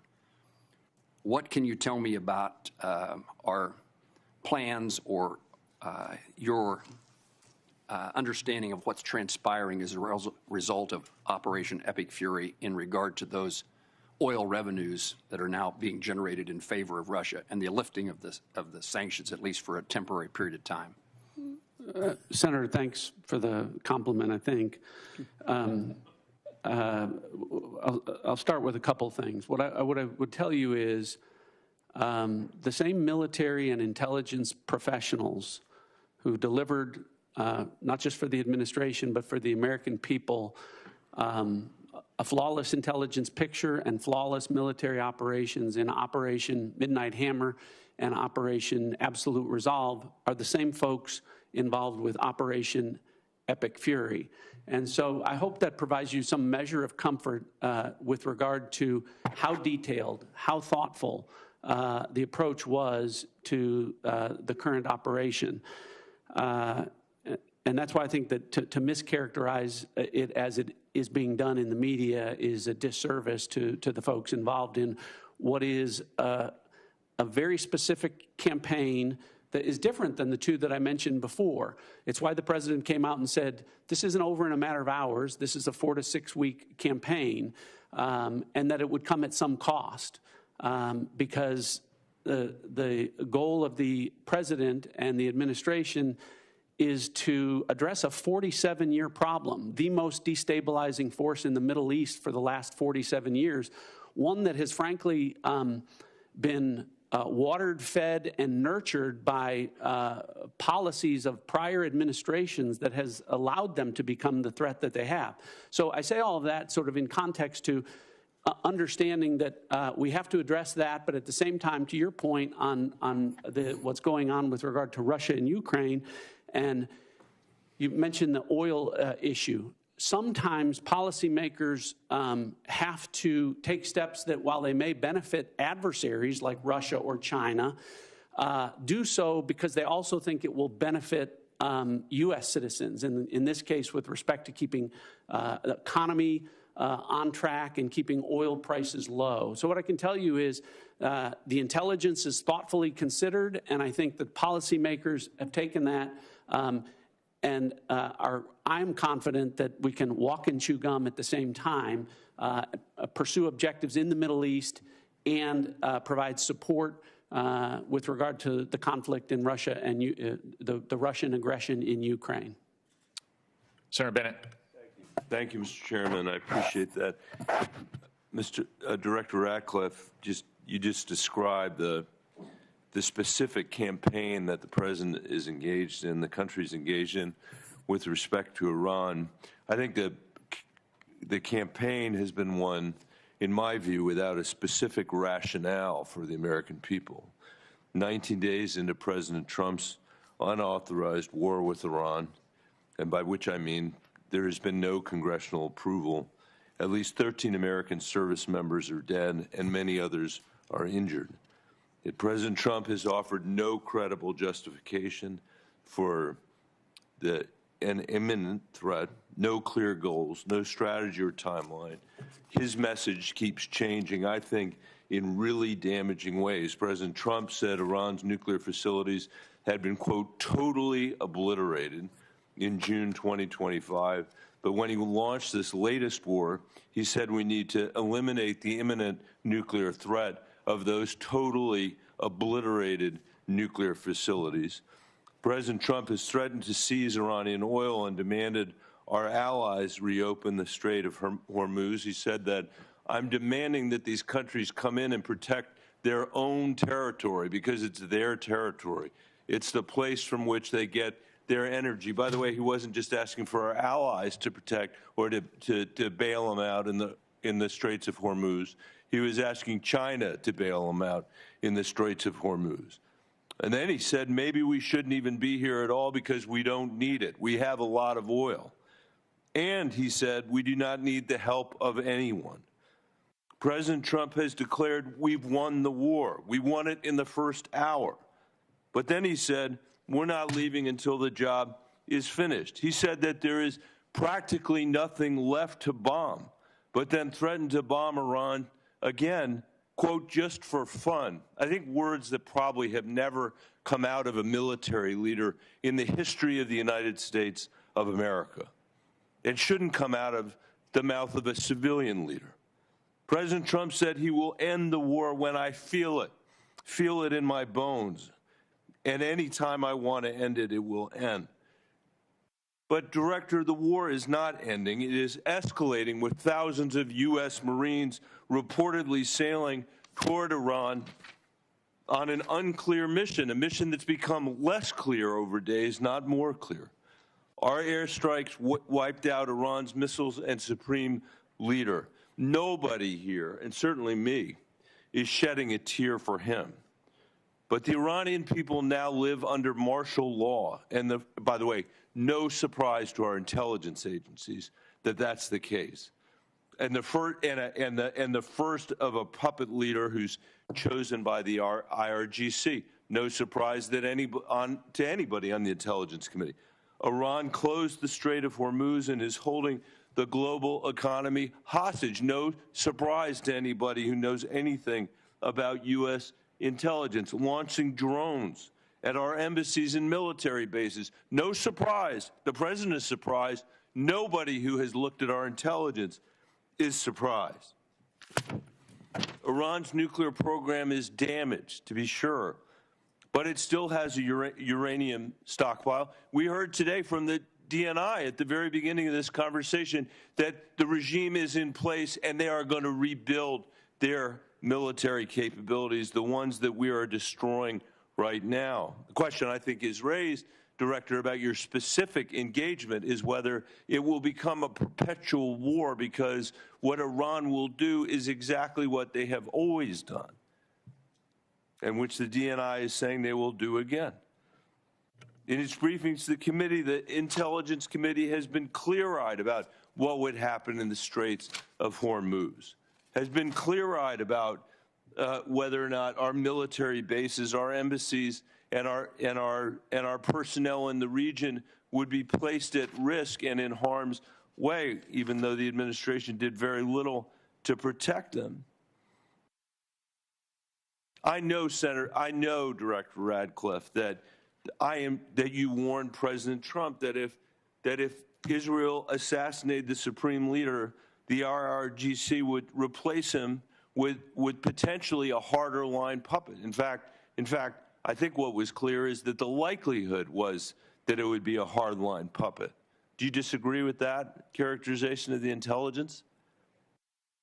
To that specific question, what we knew was, first of all, I guess I have to address up front, so much of what you related in there, the difference between political rhetoric versus... It's not political rhetoric. I'm quoting the President of the United States. Political rhetoric versus military... Director, I'll ask difference between that and military and intelligence execution. But here's the most important thing. You mischaracterized this as saying there aren't clearly defined goals. The defined goals are very clear. Degrade and destroy the missile inventory and drone inventory, delay and degrade the military industrial base and factories that produce that, degrade and destroy the IRGC Navy that could control the Strait. These are all defined goals that were set out specifically. The premise of the question is that... time back, Mr. Chairman. I can't get a word in edgewise. He won't answer the question, and then he's taken a minute of my time. You're both big boys. You can handle it yourself. Okay, well, Director, I agree that you are, and I appreciate what you're saying. And I'm not, my point is not what your characterization of the war is. My point is what the characterization, the Commander-in-Chief. I'm not asking you anymore, Mr. Director. I'm sorry, because I'm out of time because of how you use the time. The complete lack of clarity should matter to everybody. President Trump, most of all, he is the person that got elected on the criticism that we had fought 2 wars in the Middle East that had lasted for 20 years. And now we're hearing the testimony is to get their ballistic missiles, to not even get to the nuclear stuff, we're going to have to be in a perpetual war with Iran. And I don't think that's where the American people are on this. This is a serious threat. This is a serious threat to us and to Israel. The question is how to handle it. And President Trump said, we are not the policemen of the world. He ran on that. And now he's turned us into the world's policeman, into its jury, into its judge, into its executioner. And just because we have the most advanced military in the world, it doesn't mean that we should be in a perpetual war all around the world. Thank you, Mr. Chairman. Senator Rounds. Thank you, Mr. Chairman. I'd like to maybe follow up a little bit this same line of questioning, but I want to do it in a little bit different manner. I've had the opportunity, like all of the other members on this committee, to see the threats that we discuss regularly in the classified settings. I also, sitting on the Armed Services Committee, have the opportunity to see what our capabilities are and what we have to do in order to respond to those threats. Director Ratcliffe, let me just begin. I think it's been very clear from the beginning that even though there were supposedly diplomatic activities going on, behind the scenes it was very clear, and I just ask if you would disagree or agree with me on this, it was very clear that Iran, while they were talking, they had no intentions of following through diplomatically with eliminating any of their nuclear aspirations, correct? Senator, that's correct, and in the classified session we can go into detail, but you've characterized it right. Diplomatically, they were saying one thing. The intelligence was reflecting quite the contrary. Okay. Second of all, with regard to the capabilities, earlier in the 12-day war, a lot of their defensive capabilities had been taken out. Their air defenses had been taken out. The use of our aircraft in that area was safer because those defensive capabilities, most of them had been significantly reduced, meaning our young men and women who are flying those aircraft were safer. Is it fair to say that they were rebuilding their defensive capabilities as well at that time? Yes. So I'll just comment on that so much is being made. Any characterization that Operation Midnight Hammer was anything but a wild success is wildly inaccurate. As a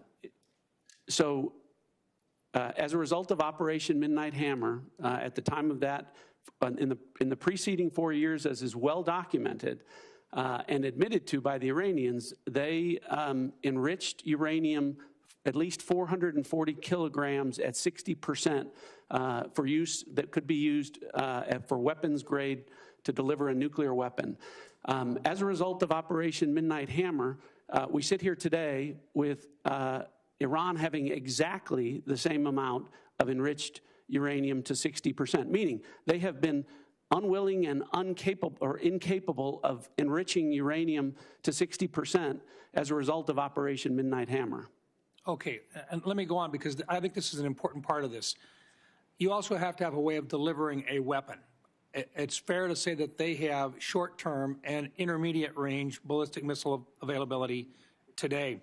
Were they building additional short-range and mid-range ballistic missiles? Yes. Were they continuing to develop them? Continuing to develop them and at rates that were alarming. And what about our ability to respond to those? We have very good defensive capabilities, but it takes time for us to build our defensive capabilities. Were they building their offensive capabilities while they were negotiating with us at a faster rate than we could build defensive capabilities? Yes. Were they continuing to work at and deliver additional resources to terrorist organizations that were affiliated with them in the region? Yes. So in other words, while they were supposedly diplomatically working with us during that entire time, they were continuing with regard to their nuclear intentions. They were building additional missile systems to deliver or conventional weapon systems to threaten their neighbors. Their defensive capabilities were going to be increased, making our young men and women at risk when at some point in the future we would have to basically go in and clean the mess up. I think there was an opportunity here, and I think the President made the right choice when he decided at this time that simply for our advantage and for the young men and women that have to go in and do this, that this was a safer time, if there ever is such a thing as a safer time, but the right time for our nation to respond to this threat. Is that an appropriate way of putting it, sir? I agree with that. Thank you. I think the President made the right choice. It is never a good time for a war. But at some point, you've got to look at what your best possibilities are for protecting those young men and women who are in harm's way. Let me move on for just a minute.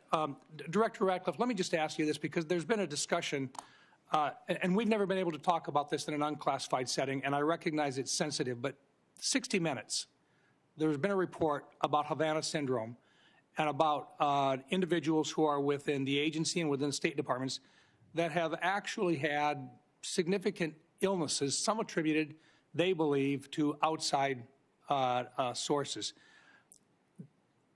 I don't think we have been able to, in an unclassified setting, at least acknowledge that we take these issues seriously. Is there anything you can share in this unclassified setting to assure the people of the State Department and your agency that this is not something which is being ignored? Thanks for the question. I can. I appreciate the opportunity to address that. Yes, we have to be careful about what we can say, and we can go into further detail in the classified session. But this is something that when I became the director, as you're aware, Senator, there are disparate opinions across the IC about what the cause of these AHIs may or may not be. Otherwise known as Havana syndrome. Well, Havana syndrome, yeah, or AHI. And the question of whether or not they could be the result of a directed energy weapon from a foreign adversary.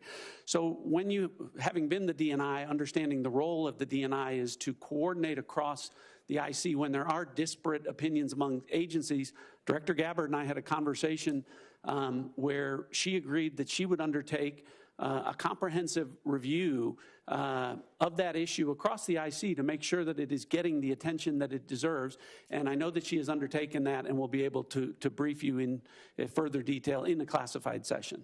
Thank you. And one last thought, this is only a comment, but to General Hartman, your time in service has been very, very special. Working with you on the Cyber Security Subcommittee of the Armed Services Committee, I commend you for everything you have done. You are truly a hero, and you have served your country very, very well. Thank you for your service. Thank you, Senator. Thank you, Mr. Chairman. Senator Kelly. Thank you, Mr. Chairman, and thank you for being here today to all of our witnesses.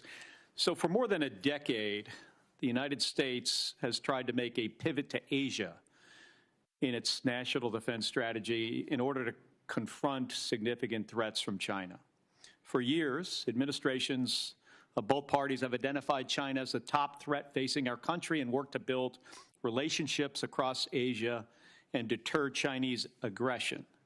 At the same time, we have bolstered our European allies and asked them to contribute more to their defense to deter Russia. Directors Gabbard and Ratcliffe, would you agree that China and Russia are our primary geopolitical rivals? Director Gabbard. Yes, they are our primary strategic competitors. Thank you. Director Ratcliffe? I would agree with that, although I don't think they're equal in terms of the threats that they pose. Thank you. So that brings us to the war with Iran. So this has created one of the largest ever supply shocks to the global oil supply, which has sent gas prices skyrocketing for Americans. But not everybody is losing. Directors Gabbard and Ratcliffe, is it accurate that Russia has gained billions of dollars in additional oil revenue due to price spikes as a result of the war and loosened sanctions? Director Gabbard. That is what has been reported. I'd defer to the Director of Secretary of Treasury and Energy on that front for details. Director Ratcliffe. Yeah, I'm not an economist, not going to try and do those calculations. But as I talked about earlier, sometimes there are decisions made that will benefit adversaries at the same time policymakers think that it will benefit the American people. It's clear, I think we'd all agree that sanctions were loosened, and that means more money into the coffers of Vladimir Putin. Would you agree that if he has more funding, he is likely to put that to his war effort against Ukraine? Director Gabbard.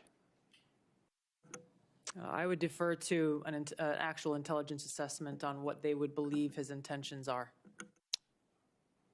Director Ratcliffe? Yeah, I wouldn't speculate on that. Wouldn't speculate? Okay. Okay. And is it accurate that China is continuing to receive preferential oil flows from Iran despite the conflict as Iran allows its own tankers to transit the strait? Director Gabbard? I'm going to go back and forth between the two of you. There has been some reporting of China, India, and other countries being able to move their tankers through the strait. However, it is unclear the volume or the measure of that. Okay, so it sounds like it's accurate. Thank you. I'm going to move on. Director Gabbard, you tweeted yesterday that President Trump concluded there was an imminent threat and made a decision to attack Iran after carefully reviewing all of the information before him.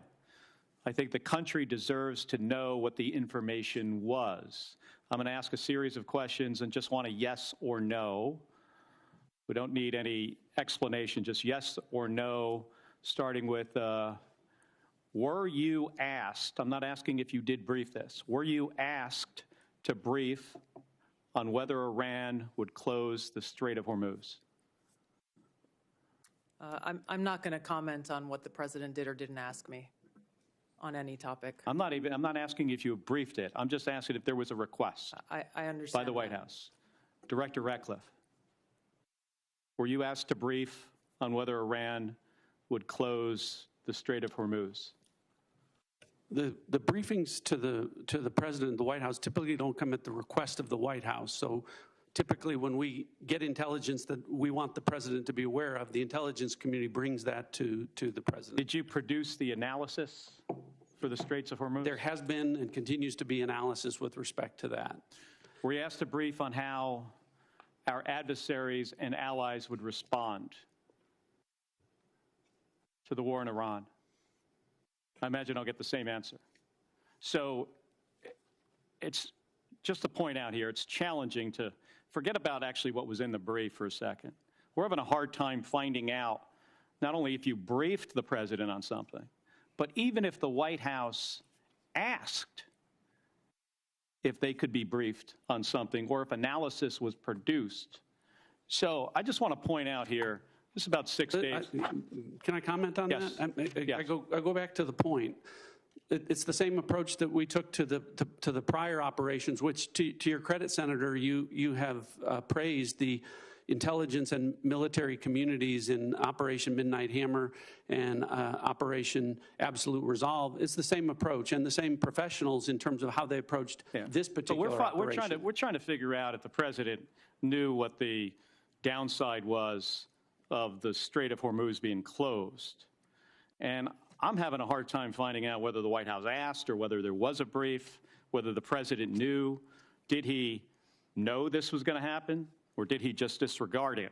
And I just want to point out something that was released about 6 days ago. This is a fundraising email from the president of the United States. And in this email here, where there's multiple links to donate money, it says, as a national security briefing member, you'll receive my private national security briefings. Director Gabbard or Director Ratcliffe, do you think the public should be able to, supporters of the president should be able to pay and receive his private national security briefings? I assume these are briefings, Director Ratcliffe, that you provide to the president that is now going to be provided to somebody who makes a regardless donation. of what that I don't know what that document is, but regardless of what it says, it didn't happen. Oh, no, this is new.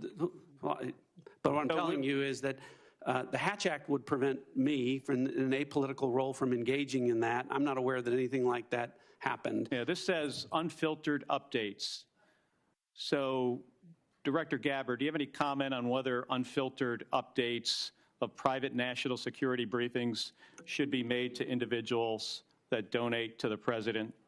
I'm not familiar with that document, and It's been made very public 6 days ago.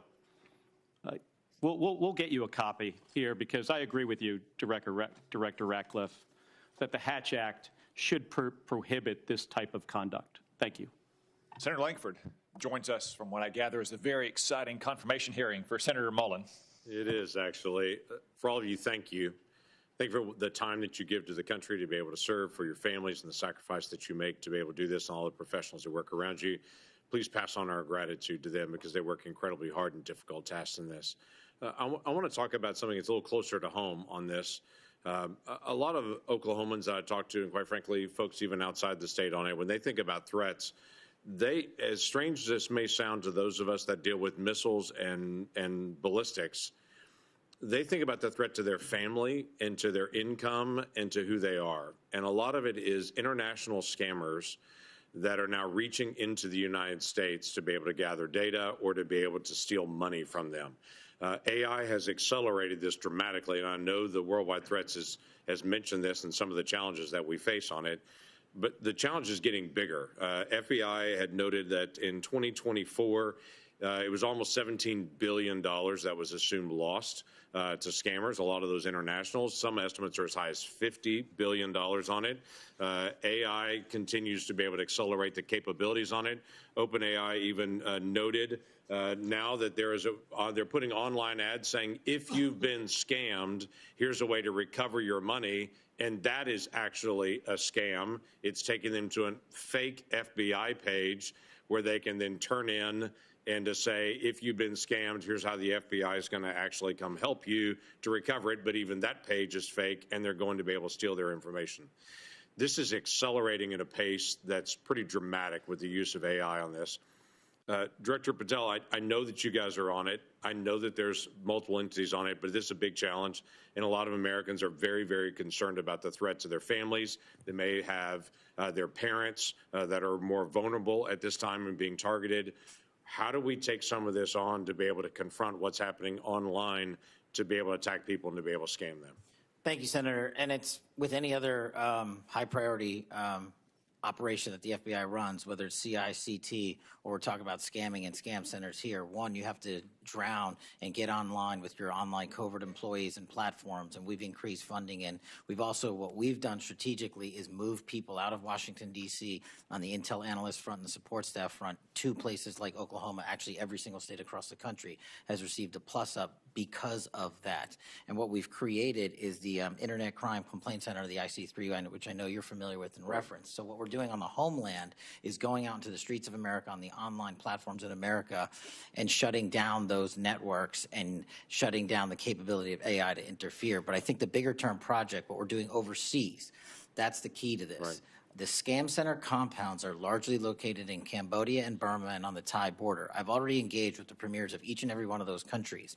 We've done so to switch off access to the internet with those governments to make sure that those compounds, they're literal compounds that are being built, and we can get into that in the classified center, that are fleecing Americans and senior citizens all the way from Southeast Asia because they are backed by the CCP to build those compounds because they know it's going to hurt everyday Americans. So us, which we have successfully already eliminated and scuttled, numerous compounds in Cambodia and Burma and Thailand, is the big picture, the big part of the lift overseas. What we're going to do is go into those countries and shut down every single scam center compound.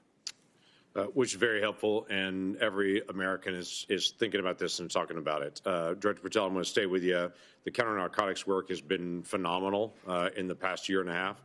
The amount of methamphetamine and fentanyl that have been seized coming across our border has been dramatic, and that has a real effect to what's actually coming at families in my state on it. What I'm interested in is, how are you partnering with local law enforcement to continue to accelerate this process? What does that look like for FBI? Absolutely, Senator. The counter-narcotic mission can't be complete without state and local law enforcement. So we are embedding more task force officers across the country on the specific counter-narcotics mission. We've also stood up with our interagency partners in Tucson, Arizona, the Southern Border Intelligence Center, specifically on the counter-narcotic mission, so that we can utilize the Department of War and interagency capabilities on the law enforcement front. That's why we seized enough fentanyl in 2025 to kill 178 million Americans. That's a 31% increase year over year. And here's a statistic that everybody should be proud of. Opioid overdose deaths from last year dropped 20 points. 20 points from across the country. And in Oklahoma specifically, Senator, we seized enough kilograms of cocaine to include a 232% increase in the state of Oklahoma alone, and enough fentanyl to kill 500,000 Oklahomans. We can't do that unless we have great police partnerships, which has been a priority of mine, which is why I've embedded police officers here at headquarters from around the country to make sure we have that connectivity. And I've shortened the task force officer onboarding pipeline from 1 to 2 years to 90 days. We need them. Yeah, we do. Director Ratcliffe, the annual threat assessment highlights this year the Muslim Brotherhood in particular, and calls out some of their financial material support on this. That may be surprising to some folks here, but it's not surprising to folks all across the Middle East in the threat that the Muslim Brotherhood continues to pose to so many governments and entities across the world on that. How is the Muslim Brotherhood financing itself and its acts of terrorism? And is there something that we need to do here to be able to make sure that we're protecting Americans in the threat? Senator, I think with regard to the Muslim Brotherhood abroad, we view that just as we do other proxies across the Middle East, the Houthis and other groups. And I can relate to you that the CIA is very focused on the counterterrorism front. You weren't here before. Right. I said in the classified portion I would get into the CIA's success with regard to groups like the Muslim Brotherhood in a classified setting, where I can share with you the impact that we're having. But and across the board with regard to terrorist groups and our counterterrorism activities, I can publicly characterize it as saying we've accomplished more in the last year than in the 4 years of the prior administration combined. So hopefully it gives you some measure of comfort about how we're approaching things and the effectiveness that we've had in the last year in that regard. And I look forward to getting into detail in the classified portion. Look forward to that. Thank you. Senator Reid. Thank you very much, Mr. Chairman. Ladies and gentlemen, thank you. The Washington Post reported earlier this week, in their words, the U.S. intelligence assessments say Iran's regime likely to remain in place for now, weakened but more hardline, with the powerful Islamic Revolutionary Guard Corps security forces exerting greater control. Director Gabbard, do you stand by that reported intelligence community assessment? I don't stand by any leaked so-called intelligence to the media. I do stand by the intelligence community's assessment that was included in the annual threat assessment that speaks directly to this issue, that as of this moment, the regime maintains power within Iran, even though they are vastly degraded on almost every front. Do you think that the killing of the Ayatollah and his wife and other family members and key people contributed to the picking of a hardline successor? Senator, the intelligence community's assessment has pointed to a number of different scenarios that went into play with the selection of the successor. The details of that we can discuss in a closed hearing with regard to the intelligence reporting. Is the regime in Iran now trying to promote the deceased Ayatollah as a martyr who should be followed, and does that help them consolidate support? Senator, the Iranians are certainly using that as a call to action. The effects of that from an intelligence standpoint remain to be seen. There is a tradition in Shia, though, to honor martyrs. One of their greatest celebrations is the martyrdom of the grandson of Muhammad. Is that correct? That's right. So we might have played into their cultural biases erroneously. General Adams, what conditions do you assess would need to be present to make the regime collapse or necessitate, unconditional surrender? And can it be done with air power alone?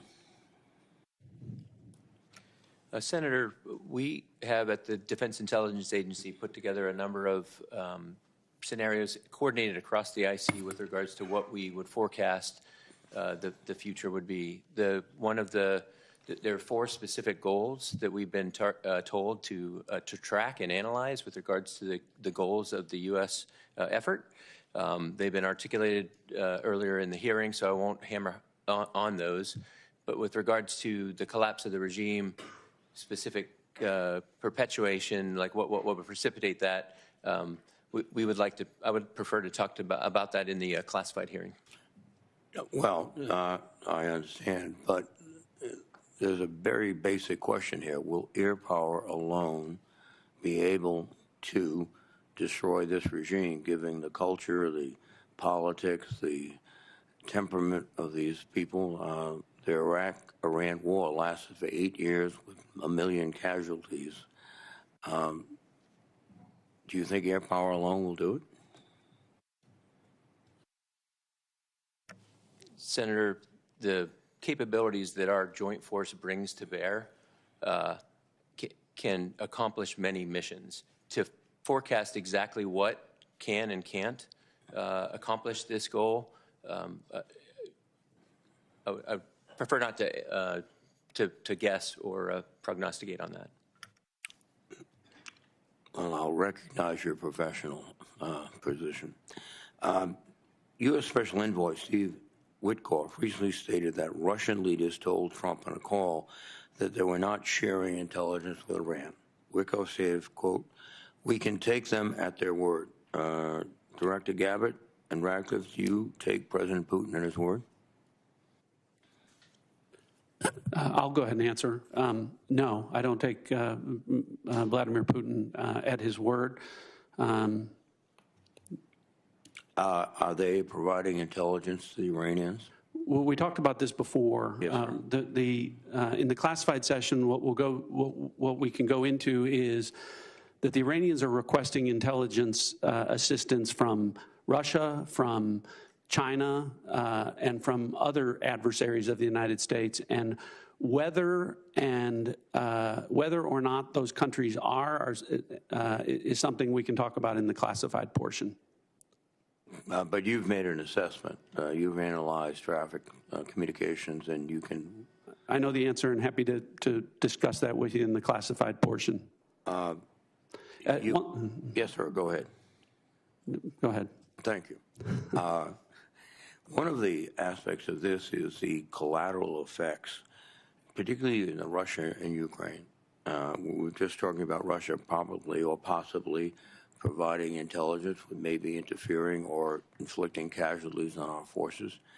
Russia is also benefiting from the lifting of sanctions on their ability to sell oil throughout the world. I heard one estimate of a $20 billion surge in their potential revenues. Ukraine, on the other hand, is facing perhaps a disrupted supply chain of missiles and other equipment because they're being devoted to this operation. So, General Adams, can you just give me your impression of the effect of the battle on Russia and Ukraine at the moment, of this battle?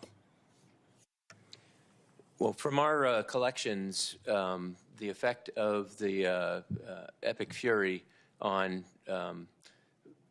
the Russian-Ukrainian battle has been indirect, not direct. We do track very carefully what benefits, or as you alluded to, the collateral effects of what we're doing and how it impacts. There is a lot of, from both the Russians and the Chinese, observations of what we're doing and figuring out what they can learn from that. So I think that's a collateral effect as we expose what the joint force displays on the battlefield.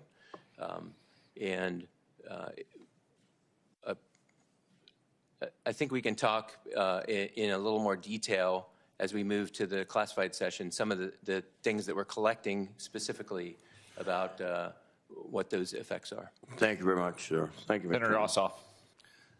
Thank you, Mr. Chairman. Thank you all for being here. And before I ask you a few questions, I want to call everyone's attention again to this fundraising email signed by the President that Senator Kelly mentioned earlier, in which the President of the United States invites his campaign donors to, quote, claim your spot, join now to receive private national security briefings to his political donors, featuring a photo of the president at a dignified transfer ceremony with a flag-draped coffin of an American service member killed in action returning to their family. And the American people need to know that the President of the United States is fundraising for his political campaign and his PAC using images of American service members killed in action, and it's a disgrace. Now, Director Gabbard, I'd like to reground this in your core responsibilities. Under the law, you are responsible for providing national intelligence to the President, correct? Yes. And to the heads of executive branch departments and agencies, yes? Yes. And to the chairman of the Joint Chiefs and senior military commanders? Across the IC, yes. And to the Senate and the House and relevant committees, correct? Yes. And the law states that the national intelligence you provide to Congress, quote, should be timely, objective, and independent of political considerations, correct? Yes. And you noted in your opening statement you're here fulfilling a statutory responsibility and that your testimony, quote, represents the IC's assessment of threats, That's right. correct? That opening statement, as submitted to the committee in advance of this hearing, stated that as a result of last summer's airstrikes, quote, Iran's nuclear enrichment program was obliterated, end quote, correct? That's right. And is that in fact the assessment of the intelligence community? Yes. So the assessment of the intelligence community is that Iran's nuclear enrichment program was obliterated by last summer's airstrikes. Yes. And the opening statement you submitted to the committee last night also stated, quote, there has been no effort since then to try to rebuild their enrichment capability, end quote, correct? That's right. And that's the assessment of the intelligence community. Yes. The White House stated on March 1st of this year that this war was launched and was, quote, a military campaign to eliminate the imminent nuclear threat posed by the Iranian regime, end quote. That's a statement from the White House. Quote, the imminent nuclear threat posed by the Iranian regime. Was it the assessment of the intelligence community that there was an imminent nuclear threat posed by the Iranian regime? The intelligence community assessed that Iran maintained the intention to rebuild and to continue to grow their nuclear enrichment capability. Was it the assessment of the intelligence community that there was a, quote, imminent nuclear threat posed by the Iranian regime, yes or no? Senator, the only person who can determine what is and is not an imminent threat is the president. False. And This he is the made that worldwide. This is the determination. worldwide threats hearing where you present to Congress national intelligence, timely, objective, and independent of political considerations. You've stated today that the intelligence community's assessment is that Iran's nuclear enrichment program was obliterated and that, quote, there had been no efforts since then to try to rebuild their enrichment capability. Was it the intelligence community's assessment that nevertheless, despite this obliteration, there was a, quote, imminent nuclear threat posed by the Iranian regime? Yes or no? It is not the intelligence community's responsibility to determine what is and is not an imminent threat. Okay. That is up to the president based on a volume of information that he receives. It is precisely your responsibility to determine what constitutes a threat to the United States. This is the worldwide threats hearing where, as you noted in your opening testimony, quote, you represent the IC's assessment of threats. You are here to represent the IC's assessment of threats. That's a quote from your own opening statement. And so my question is, as you're here to present the IC's assessment of threats, was it the assessment of the intelligence community that, as the White House claimed on March 1st, there was a, quote, imminent nuclear threat posed by the Iranian regime? Yes or no? Once again, Senator, the intelligence community has provided the inputs that make up this annual threat assessment. You won't answer the question. It is the nature of the imminent threat that the president has to make that determination based on a collection and volume You're here of to be information and timely. intelligence that he is provided with. You're here to be timely, objective, and independent of political considerations. Exactly what I'm doing.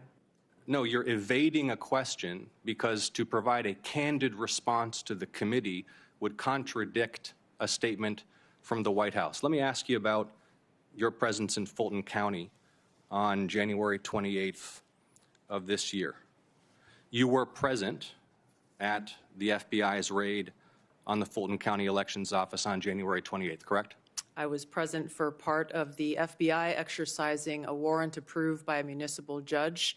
Yes, and the obtain FBI was there executing investigation. that warrant to seize ballots and materials associated with the 2020 election, correct?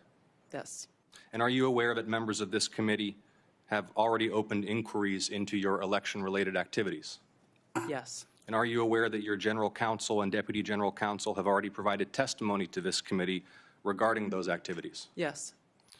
On February 2nd, you sent a letter to Senator Warner regarding your presence at the raid. Was that letter accurate? I don't recall the exact date, but if I sent a letter that had my signature, it was accurate. You stated in the letter that your presence at the raid was, quote, requested by the president, correct? Yes. When did the president request your presence at the raid?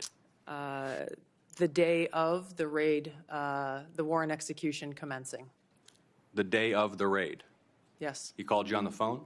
I'm not going to disclose how the message was delivered, but it was a request from the president and his administration to go and help oversee this warrant being executed, along with the deputy director of the FBI. Is it your role to thank oversee? the FBI agents who were conducting Is it this your warrant. role to oversee the execution of criminal warrants? It is my role, based on statute that Congress has passed, to have oversight over election security, to include counterintelligence. But you said you oversaw the raid, correct? You just testified you oversaw the raid?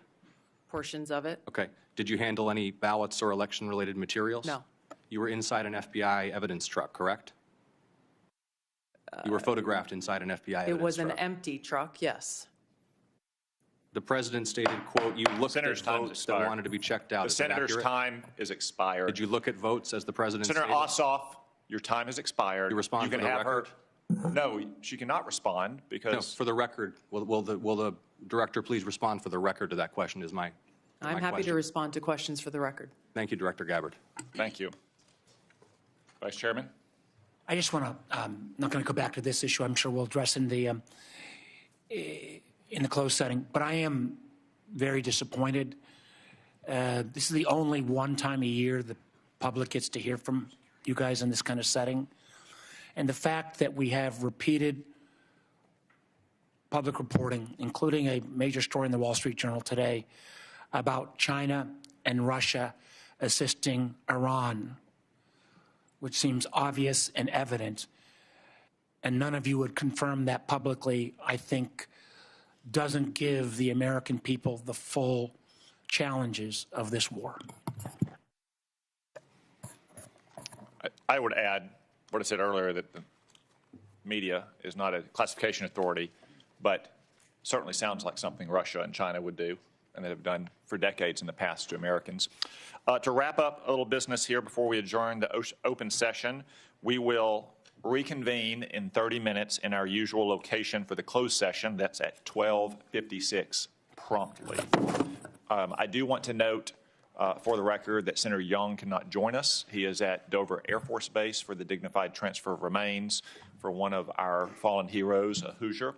And I would invite everyone to join Senator Young in praying for the family and friends of that soldier and all the soldiers who have given their life in the defense of our freedom and security.